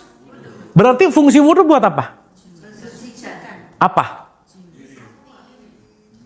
Ayo. Gini, kalau nggak ada air disuruh pakai apa? Ditempelin ke sini jadi bersih nggak? Enggak. Ayo, betul nggak? Sehingga indikator parameter untuk tetap stay on dalam jiwa dengan konteks software dan hardware, jangan lupa ibu bapak, wudhu itu nggak ada kaitannya sama tubuh fisik sebenarnya. Nothing to do. Karena yang kita cek, contoh-contoh, kentut membatalkan wudhu nggak? Tapi begitu kita kentut, wudhu lagi, tempat ngeluarin kentutnya dibasuh nggak? Nah, kenapa? Betul nggak? Berarti kan bukan itu poinnya. Artinya apa? Semua getaran jiwa yang ada di amarah dan sulit tenang itu datang dari apa yang kita lihat, apa yang kita dengar, apa yang kita lihat, apa yang kita pikirin, apa yang kita ucapkan, apa yang kita posting dan langkah kita kemana. Berarti sehari 5 kali kita disuruh kontemplasi nggak Bu Pak? Iya. Allahu Akbar, that's it. It's time to connect to soul. Dah, berhenti dulu. Me time. Dah, oke, saya mau connect dulu nih. Kenapa? Kalau aku tidak mengizinkan diriku untuk connect, nggak akan ada cara lagi. Makanya disebut sebagai sistem, diwajibkan di situ. Berarti begitu, Allahu Akbar, that's it. Mulai dicek. Yang ngebuat ini nggak enak, nggak tenang, nomor satu pasti dari dengar dulu. Kalau nggak dengar sesuatu gimana-gimana, pasti nggak akan membuat amarah tuh nggak. Makanya kalau udah mulai diulang 2 kali, rada bahaya. Dengar oke, kalau dengar-dengar, wah bahaya aja udah. Dengar-dengar, udah selesai. Gitu. Berarti saat kita membasuh telinga kita, kan bukan ngebasuh ini nih. Tetapi membasuh software, ternyata dari subuh ke zuhur banyak dengar yang frekuensi rendah. Jadi ke bawah nggak enak, oke. Banyak ngeliat, banyak mikir, banyak ngomong, banyak melakukan, posting lah apa, banyak langkah, that's it. Maka ibu bapak, sorry to say, khusyuknya sholat 50% ada di wudhu. Once wudhunya nggak khusyuk, sholat nggak akan khusyuk aja. Gimana Allah, rakaat 2 rakaat, lupa rakaat. Ya betul nggak? Berarti sholat dan wudhu dan satu kesatuan ini tidak membawa kita untuk terkoneksi. Berarti hanya menggugurkan kewajiban. Gara-gara apa? Takut. Kalau nggak sholat nanti dosa. Nanti masuk neraka. Sholat, ya udah. Kenapa? Karena takut. Berarti sholatnya ikhlas nggak? Enggak. Makanya sholat tidak membentuk karakter dan perilaku seseorang. Karena kenapa? Urusannya cuma di sini nih, di aku 4 gitu. Aku 3-nya nggak ikut gitu. Jelas ya? Makanya ketika habis wudhu, ada lawan jenis lah apa, atau kentut, saya mau nahan wudhu gitu. Nahan wudhu tapi omongannya nyakitin hati orang lain gitu Bu Pak. Kan bukan itu poinnya. Makanya konteks berwudhu itu kaitannya sama jiwa. Bukan fisikal. Kaitannya sama apa? Apa yang didengar, apa yang dilihat, apa yang dipikirkan, apa yang diucapkan, apa yang dilakukan, apa yang dilangkahkan. Pendengaran, penglihatan hati, lidah, tangan, kaki. Kulit jadi keseluruhannya gitu. Kan ini sebetulnya mau ngomongin jiwa kan. Jadi kira-kira harusnya orang wudhu jiwanya makin calming nggak? Iya dong. Ya sekarang mau calming gimana? Udah gitu. Nggak mindful gitu Bu Pak. Yang penting sekedar udah Allah, udah aja. Tapi nggak ada konektivitasnya gitu. Kenapa? Diawali karena ya itu tadi awalnya nggak ngerti sih biasanya. Gitu. Nah jadi ini nanti termasuk haji, termasuk umroh, termasuk puasa. Rata-rata semua ibadah, ritual ibadah dilakukan hanya sebatas di aku 4-nya gitu intinya. Tapi aku 3-nya nggak digimana-gimanain gitu. Oke Ibu Bapak? Nah mungkin untuk kita relatekan, makan, minum, apa semua itu adalah nutrisi bagi aku 3, aku 4. Betul nggak Bu Bapak? Yes. Tapi aku 3 perlu dikasih nutrisi nggak? Iya dong. Apa nutrisi aku 3 kita Bu Pak? Jiwa kita tuh nutrisinya apa sih? Dalam bahasa Quran disebut inna akramakum indallahi atqakum. Nutrisi bagi jiwamu adalah ketakwaan. Nah, nilai-nilai ketakwaan yang saya nggak pernah bosan diulang-ulang dari kemarin. Nomor 1, nutrisi jiwamu akan terisi ketika kamu melakukan bersedekah baik lapang maupun sempit. Itu nomor 1, Pak. Jadi maaf banget ya, mau rajin sholat tapi pelit, jiwanya pasti kekeringan gitu. Makanya jangan heran ketika kedermawanan itu tidak hadir, itu datang dari jiwa yang kekurangan gitu. Dan jiwa yang kekurangan biasanya nggak ngerti hukum yang namanya perputaran. Perputaran itu hukum yang disebut terima kasih. Saat kamu menerima, jangan lupa kamu kasih. Karena apa yang kamu kasih akan kembali kepada sesuatu yang akan kita terima. Berarti kita hanya menerima apa yang kita berikan. Makanya disebut hukum perputaran. Makanya Bapak maaf ya, nanti di Quran disebut seperti air yang mengalir. Kalau mengalir berarti perputarannya bagus nggak? Bagus. Akuarium yang nggak pernah dikuras, butek pasti. Kenapa? Aliran airnya nggak bagus gitu. Makanya saat orang tidak punya hukum terima kasih, lupa begitu terima ada memberinya, lupa kebermanfaatannya, udah pasti jiwanya sempit aja udah. Maka jiwa yang sempit akan mempertinggi nilai kemelekatan. Jadi Bapak jangan jauh-jauh ya, di surat 41 ayat 6, orang musyrik itu adalah orang yang pelit, udah gitu aja. Jadi nggak usah jauh ke dukun lah, ke gunung lah, pelit musyrik aja udah. Kenapa? Karena merasa memiliki, tidak mau melepaskan gitu. Nah, yang kedua, mengontrol amarah. Itu nutrisi jiwa kita tuh. Jadi nggak sumbu pendek gitu, Bu. Nggak reaktif gitu. Begitu ada sesuatu, hold dulu, pause dulu. Baru respon. Dan nutrisi jiwa yang paling mengenyangkan jiwa kita, nggak ada lagi deh. Pandai memaafkan kesalahan orang lain. Selesai, dah. Jadi once orang susah memaafkan orang lain, jiwanya pasti nggak dewasa. Jadi kalau tadi indikator parameter mendewasa, salah satunya apa? Letting go-nya mudah gitu. Untuk memaafkannya, untuk melepaskan emosi bencinya, itu easy gitu. Kenapa? Karena tahu bahwa saat aku tidak memaafkan, yang menjadi korban dan yang menjadi memberatkan jiwa, buat aku juga gitu kira-kira. Maka memaafkan itu bukan untuk dia, tapi untuk aku menyelamatkan dari jiwa-jiwa yang penuh dengan konteksnya namanya kotoran-kotoran. Makanya Ibu Bapak stadium 1 penyakit jiwa, penyakit hati, itu namanya iri. Itu 1 aja. Aduh Ibu Bapak kalau udah iri, stadium 1 hati-hati aja. Karena nanti lama-lama naik ke stadium 2 namanya jadi benci. Kalau udah benci, wah udah tuh di 2. Naik ke stadium 3 namanya dengki.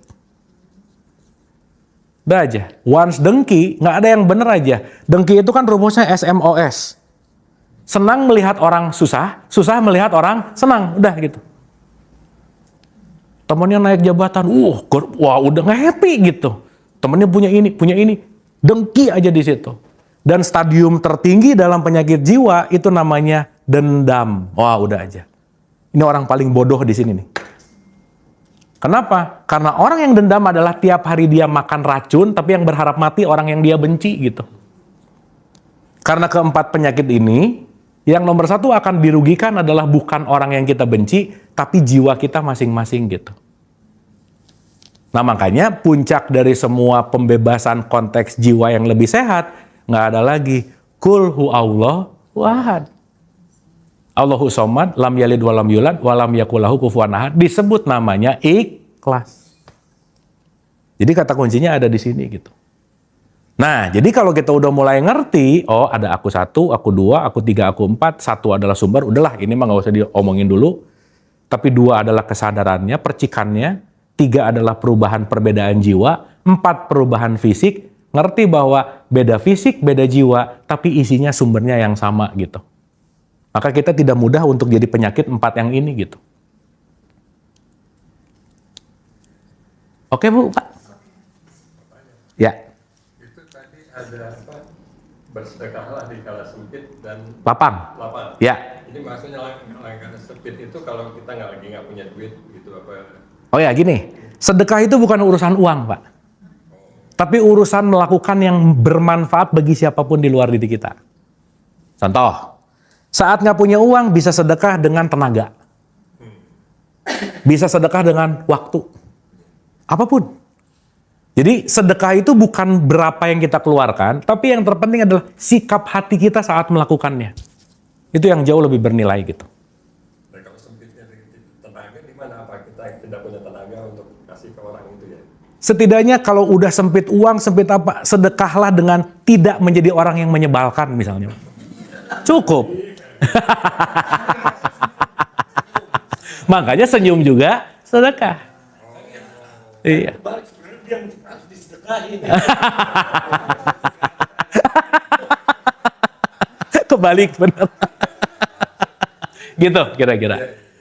Karena ibu bapak mohon maaf nih ya. Kenapa orang miskin makin miskin? Karena orang miskin lupa terhadap hukum yang namanya terima kasih. Dia tuh mindsetnya gini, saya aja harus ditolong, masa nolong orang lain? Justru dengan menolong orang lain sama dengan menolong diri sendiri. Karena saat aku menolong siapapun, sebetulnya lagi melakukan perputaran yang ujungnya kembali kepada diri kita sendiri. Maka di level yang paling low sekalipun, cara terbaik untuk menolong diri adalah menolong orang lain. Apapun bentuknya. Gitu. Karena ketika menolong orang lain, hukum perputarannya sedang terjadi gitu. Makanya orang yang malas nolong orang lain, sebetulnya dia lagi jahat sama dirinya sendiri. Saat dia nggak punya care, nggak punya empati, nggak punya ingin bermanfaat, dia sebenarnya lagi jahat sama dirinya sendiri. Kenapa? Dia lagi nge-stop hukum perputaran yang terjadi dalam hidupnya. Udah pasti aja. Makanya nanti kita bisa bahas di surat 17:15 misalnya, berbuat baik buat kamu, berbuat jahat buat kamu. Jadi saat kita menolong siapapun, jangan menyangka kita lagi nolong dia. Enggak sih sebenarnya. Aku yang sedang menolong diriku. Jadi kalau mindsetnya kembali ke diri, wah itu akan lepas sulit untuk menolong dan bermanfaat gitu. Makanya Quran selalu mengajarkan wa ma arsalnaka ila rahmatan lil alamin. Nggak ada lil muslimin, Bu. Masa mau nolong ada orang ketabrak agamanya apa? Masa gitu? Mending kalau sesama Islam, oh ya udah. Mau nolong ditanya, NU Muhammadiyah, pusing Bu, Pak ya. Beda kelompok nggak mau ditolong gitu. Nah, semakin kita tersekat, semakin kita jauh dari tauhid gitu. Makanya disebut rahmatan lil alamin gitu. Oke Bu, Pak. Sip. Mulai ada gambaran tentang diri. Mulai ya. Semoga kita mulai menyadari bahwa aku bukan hanya aku 4, aku bukan hanya aku 3, tapi aku juga ada aku 2 dan ada aku 1-nya. Semoga juga ketika beribadah apapun bentuknya, bukan hanya olahraga tapi juga olah jiwa gitu. Semakin membuat jiwa kita tidak hanya di level amarah. Nanti next mungkin ya kita akan bahas si level-level ini. Karena amarah tuh level paling rendah aja Bu, Pak. Tapi at least di mutmainah itu adalah ketenangan jiwa. Jadi Ibu Bapak, hal yang paling mahal dalam hidup ini adalah tenangnya jiwa. Tenang dalam setiap kondisi. Dan ketenangan ini nggak bisa kalau nggak dilatih. Udah gitu aja. Jadi nggak mungkin kita tenang jiwa kalau tiap hari kita tidak latihan. Karena kenapa? We are what we repeat. Dilatih, Pak. Ketenangan itu apa definisinya? Ketenangan itu berarti nggak konflik, Pak. Begitu ngelihat sesuatu nggak ikut rusuh langsung. Nggak sumbu pendek gitu. Tapi bisa menjaga antara apa yang terjadi dan apa yang aku putuskan, kita memutuskan dengan clear thinking gitu. Bukan emosi gitu. Nah, bukan emosi, bukan kebencian, tapi kebijaksanaan gitu kira-kira. Makanya ada orang gini ya Bapak, aduh aku tuh gini ya, maaf ya, nggak ada keturunan misalnya, aku kayaknya keturunan pelit deh. Nggak ada Bapak. Emang tiap hari latihan pelit, udah gitu aja. Gitu. Aku keturunan marah-marah mulu, nggak tiap hari latihan marah. Gitu. Jadi ada orang komplain aku tuh nggak pernah bahagia. Ya iya, nggak pernah latihan bahagia. Karena semuanya skill, Bu. Pak. Memaafkan itu bukan given dari Tuhan, bukan. Aku mau melepaskan amarah atau tidak gitu. Saat kita nggak ngelatih, kita nggak akan ahli di situ gitu. Makanya semua bentuk ritual sebetulnya latihan. Itu aja sih sebetulnya. Oke Bu, Pak. Sip ya? Ini paham? Atau puyeng? Dapat ya? Seenggaknya ibu bapak dengan ngerti ini, ngelihat siapapun di luar, less judgment. Nah jangan dulu. Oh ya dikit lagi aja ibu bapak. Tolong ingat ini baik-baik. Jiwa kita nomor satu itu tukang ngerekam, Bu, Pak. Ngerekam terus. Wah, kita tuh ngerekam terus, nge-record. Jadi memorinya ada. Yang kedua, Bu, Pak, kecenderungan jiwa kita tukang ngarang, Bu, Pak. Udah gitu aja. Nah, udah. Oh, udah. Kalau urusan ngarang, udah aja. Nah, udah ngarang sendiri, bete sendiri nanti gitu. Padahal nggak sesuai dengan realitas. Jadi hati-hati sama karangan-karangan jiwa kita. Karena kenapa? Karangan jiwa belum tentu kenyataan. Itulah kenapa perlu ada komunikasi. Perlu ada tabayun. Karena setiap yang kita dengar, jangan-jangan kita nggak dengar orang itu ngomong loh. Yang kita dengar adalah karangan kita sendiri. Jangan lupa saat kita ngelihat orang lain, kita nggak direct ngelihat dia. Kita ngelihat dengan karangan kita, melalui karangan kita, baru ngelihat dia gitu kira-kira. Sip ya? Jadi semuanya ada di dalam diri kita. Maka nggak akan bisa memperbaiki di sana sebelum memperbaiki di sini. Jadi start with self, baru surrounding gitu. Makanya di surat 66 ayat 6, peliharalah dirimu, baru keluar keluarga. Saat diri tidak terpelihara, nggak akan bisa ngasih gitu. Ya contoh lah nyuruh ke anak, kamu jangan marah-marah nak misalnya. Nyuruh jangan marah-marah sambil marah-marah. Aneh gitu. Karena sekali lagi nanti yang akan terjadi itu bukan kata-kata kita tapi vibes-nya gitu. Nah nanti vibes ini yang nanti akan sangat penting. Karena Allah akan berkomunikasi kepada kita melalui gelombang, bukan pakai kata-kata. Nah gelombang itu nanti yang akan kita pelajari gitu. Makanya ini disebut gelombang ilahiyah gitu. Next ya. Aduh ibu bapak ini pelajaran tauhid baru 0,1%. Wow. Masih long way to go, long way to go. Nggak habis-habis. Nah, itu.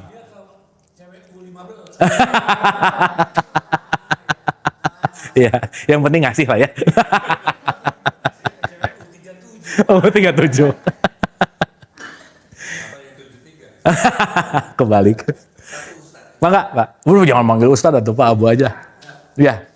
Jadi ini dari Pak Ustaz tadi ada satu perspektif menurut saya antara pengaruh setan.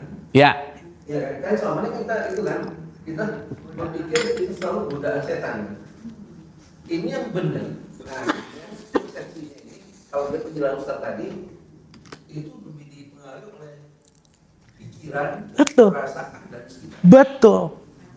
Apakah apa yang keluar itu jelek atau baik itu dipengaruhi pikiran, Perasaan emosi. dan kemudian jiwa kita, soul kita itu tadi. Betul. Jadi peran setan itu sebenarnya tidak banyak ya kalau begitu. Betul, Pak. Berusaha gitu ya. Betul. Kita kan selalu nyalakan setan. Kan? Betul. Makanya ada joke gini kan, kita kadang-kadang ada beberapa teman gini joke. Kok nyalakan saya? Setan bilang ini, kok nyalakan saya? Saya cuma bisik-bisik. Kamu yang mau. Iya, kamu yang mau bukan saya. Gitu. Betul. Joke itu berarti pandangan itu sekarang saya rekam di penjelasan Ustaz. Berarti rekaman kita gitu. Tuh, Pak. Iya kan? Bener banget. Karena setan yang musuh kita, karena setan nggak bisa bicara. Kan? Bener. Kan nggak bisa ngasih cewek ke kita juga kan? Nggak bisa, kita yang milih. Kita milih. Tapi dia ngasih suggest. Itu tolong dia bisa supaya lebih. Oke, ada Quran nggak? Boleh dibuka nggak? Surat 14 ayat 21, silakan. Ini supaya bisa jelas. Gitu. Jelas Pak, benar Pak. Benar. 14 Ibrahim ayat 21. Oh, ternyata bukan setan yang menghadapi kita. Gitu. Bukan Pak. Nggak, Bu, gini. Kita akan mengartikan setan itu apa? Gitu. Yang saya maksud itu. Ya. Jadi mana yang setan ini apa? Sip. Ini. Iya. Posisi. Ya, oke. 14:21. Ibrahim, betul. Ya, boleh Bu tolong dibacain terjemahannya aja. Dan tatkala perkara hisab gitu ya. Dan mereka semua di padang mahsyar berkumpul untuk menghadap kehadirat Allah. Lalu orang yang lemah berkata kepada orang yang sombong, sesungguhnya kami dahulu adalah pengikut-pengikutmu. Maka Ini kayaknya tafsir deh. Gitu? Oke, lanjut dulu boleh? Betul. Ya. Enakan sih yang langsung ke ini deh. Sebentar ya.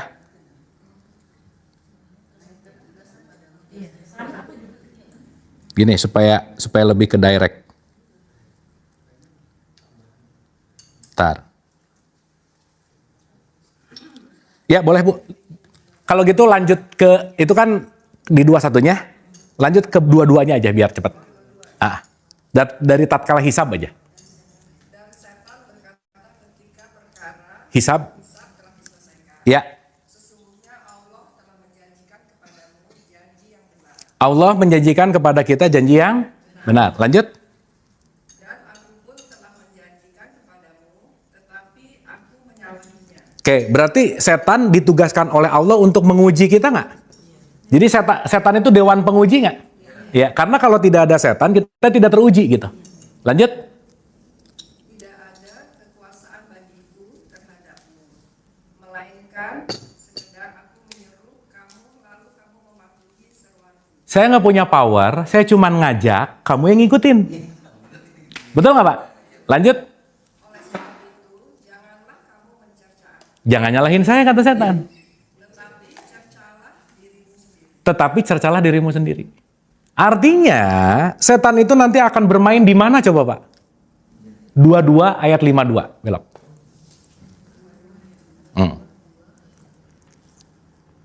Surat 22 ayat 52. Al-Hajj, yes.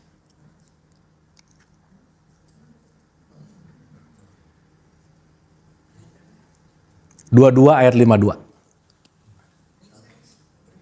Ada, silakan Ibu. Dan kami tidak mengutus seorang rasul dan tidak pula seorang nabi sebelum engkau Muhammad, melainkan apabila dia mempunyai suatu keinginan, Apabila mempunyai suatu apa? Lanjut. setan pun memasukkan godaan-godaan ke dalam keinginannya. Berarti setan akan hadir melalui apa? Keinginan. Jadi hati-hati dengan keinginan. Gitu. Pertanyaan, keinginan datang dari mana Pak? Enggak tadi. Pertama dengar dulu, lihat, dipikirin, pengen. Dengar-dengar, lihat-lihat, mikir, pengen. Berarti masuk melalui semua panca indera kita nggak kira-kira? Iya. Makanya dia membisikkan yuwas wisufi sudurinas. Contoh. Begitu masuk mall, ada tas. Itu kan dada-dada tuh, sini. Nah. Betul nggak? Ada rasa pengen nggak? Iya, maka doa masuk mall, a'udzubillahi minasyaitonirrajim. Nah. Plus ayat kursi. Betul nggak? Berarti yang diwaspadai apa yang didengar, apa yang dilihat, apa yang dipikirkan. Itu yang selalu ngebisikin. Nah, keinginan yang milih kita gitu. Nah, tiap detik kita disodorkan keinginan. Pilihlah keinginan yang selaras gitu loh Pak. Nah ya, terakhir nih. Nanti 2 pertemuan lagi ada manajemen iblis namanya Pak, kita bahas. Ya, supaya ngerti gimana cara iblis bekerja gitu. Satu lagi aja ya. 3871 coba. Nah, supaya nanti ngerti. 387172. Nanti ngerti bedanya setan apa, iblis apa, nanti kita ngerti. 38 Shod ayat 71.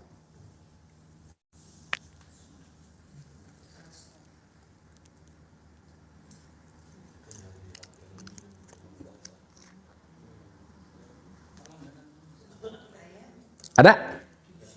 Ya. Boleh gantian, mau lanjut juga boleh. Ya. Ingatlah ketika Tuhanmu berfirman kepada malaikat, sesungguhnya aku akan menciptakan manusia dari tanah. Oke. Terus ayat berikutnya. Kemudian apabila telah aku sempurnakan kejadian dan aku tiupkan roh ciptaanku kepadanya, maka tunduklah kamu dengan sujud kepadanya. Oke, jadi ini antropogenesis, awal cerita mula manusia terjadi ketika ada diskusi antara Allah, malaikat, setan, dan Adam gitu. Lanjut. Lalu para malaikat itu bersujud semuanya. Para malaikat itu bersujud kecuali terus Menyombongkan diri dan ia tergolong golongan yang kafir. ia menyombongkan apa? Berarti saat aku merasa lebih baik dari orang lain, sifat itu ada nggak dalam diri kita? Gitu. Berarti setan iblis itu qualities yang ada dalam diri kita, yang sewaktu-waktu dia akan hadir kalau kita nggak sadar gitu. Kira-kira. Jadi jangan nganggap setan, bukan sih. Itu mah identitasnya aja. Tapi setan adalah sifat yang ada dalam diri kita gitu. Jadi waktu kita sombong, kita lagi mengambil peran siapa? Suka gitu nggak ibu bapak? Berarti ibu bapak suka ngelihat setan nggak? Gimana caranya? Ngaca.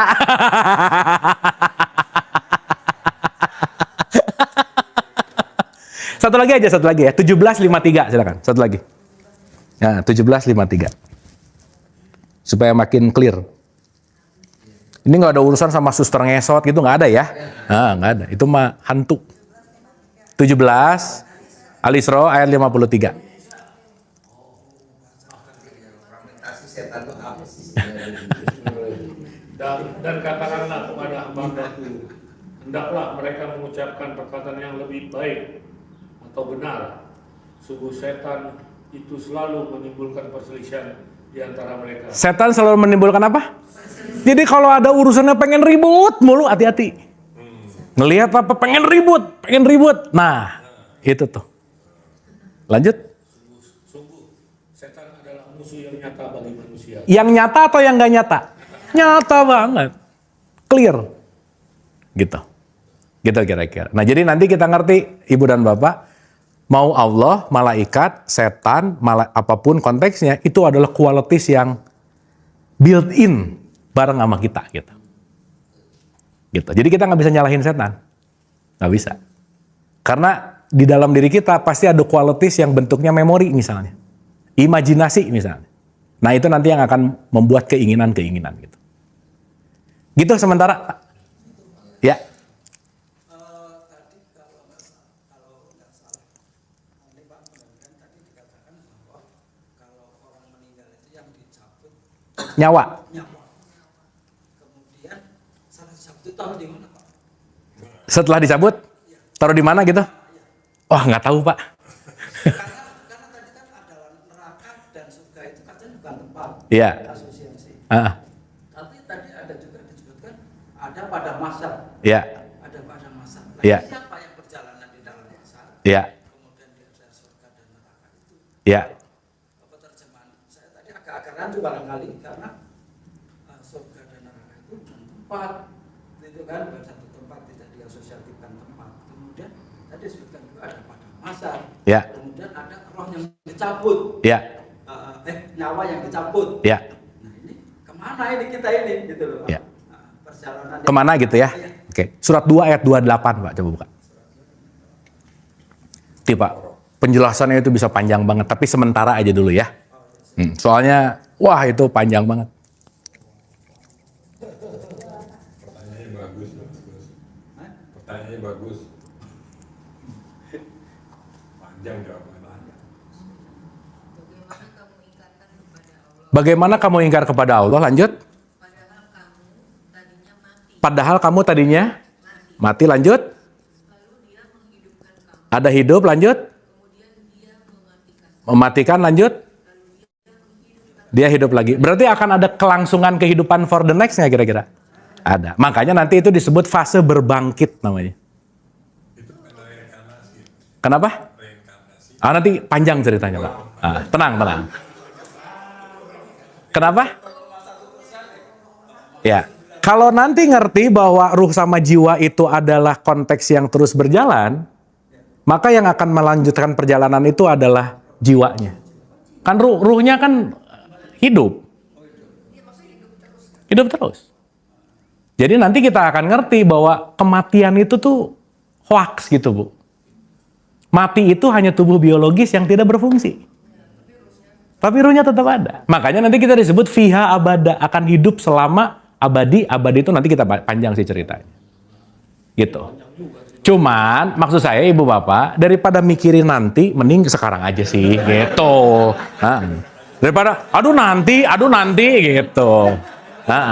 Iya soalnya belum nyampe nanti ke situ gitu. Tenang. karena pikiran kita itu Pak, kan kita kadang-kadang ngaji di kampung. Iya. Gitu kan, kadang-kadang kan ustadz-ustadz kampung kan menceritakan bagaimana Betul. perjalanan seperti itu. Nah, saya berpikiran kan ini metode mendidik mereka dengan saat ini kan berbeda. Betul. Sedangkan kami mungkin sudah terlanjur. Ya, dengan mindset dan dogma itu gitu. Dengan dogma itu sudah ada. Betul. Kita, ini kan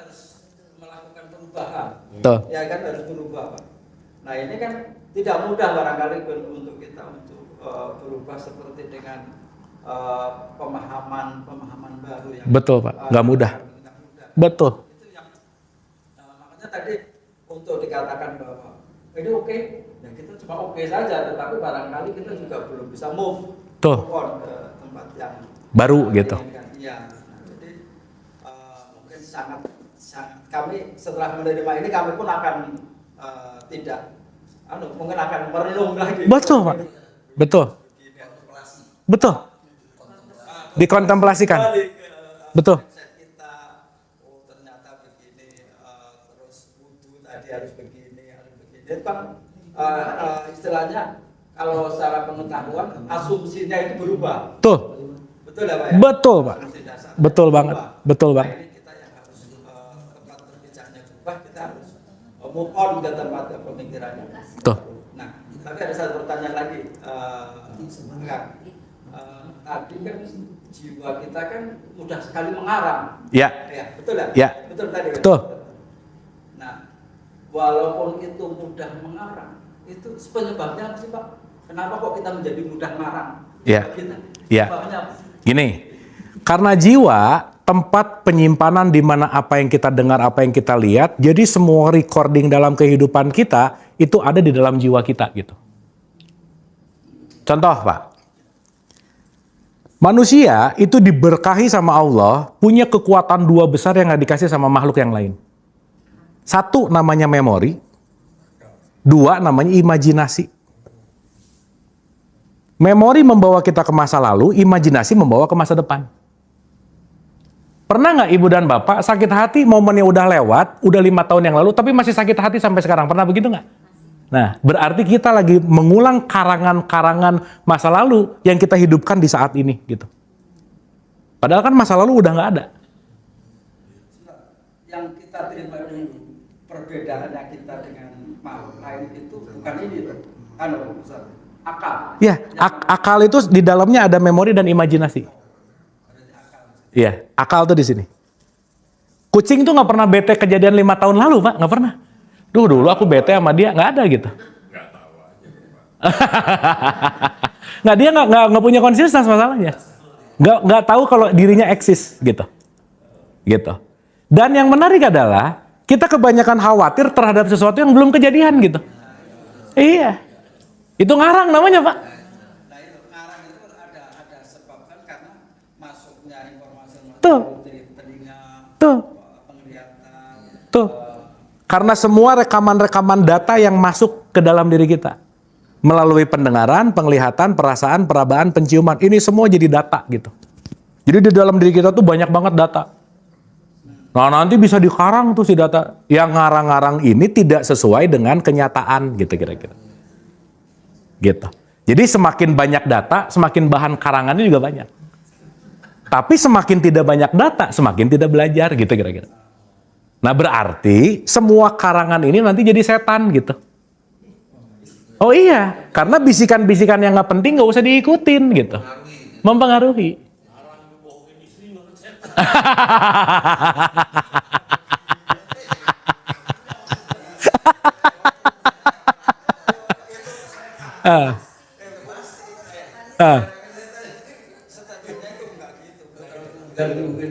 kita tidak membohongi istri. Ustaz yang saya siarin Wanita itu banyak sebenarnya senang dibohongi. Oh iya. Nah, itu salah satu contoh ngarang yang tadi.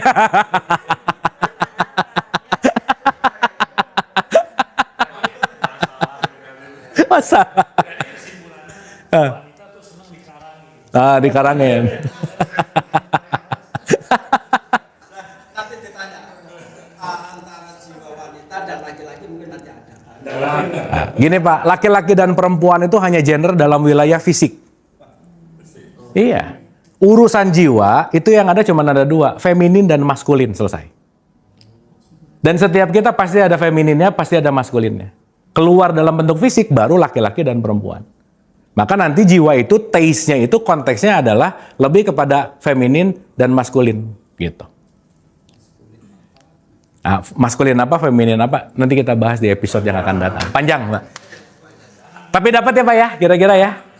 Kira-kira intinya pertanyaan B. Betul, tadi saya setuju bahwa yang terpenting kita membuka sesuatu karena hashtagnya sebanyak-banyak yang kita tahu, lebih banyak yang kita nggak tahu. Gitu. Sehingga kita punya limitasi, jadi ada informasi apapun, tampung dulu, urusan benar atau salah nanti buktikan dalam keseharian. Gitu. Makanya saya selalu ulang-ulang juga Ibu Bapak, saya bukan mau meyakinkan sesuatu, jadi saya selalu kemana-mana bilang, jangan percaya omongan saya. Tapi ini dijadikan sebuah rujukan, karena kenyataan yang terjadi ketika aku yakin, kita mengalami langsung gitu. Seenggaknya ada satu acuan, yang kedua ada paradigma-paradigma yang dilihat dari sudut pandang yang lain gitu kira-kira. Itu sih poin. Kita belajar main agak jauh gitu kira-kira. Oke? Hatur nuhun. Semoga bermanfaat. Mohon maaf lahir dan batin. Wabillahi taufiq wal hidayah. Assalamualaikum warahmatullahi wabarakatuh. Keren, nuhun.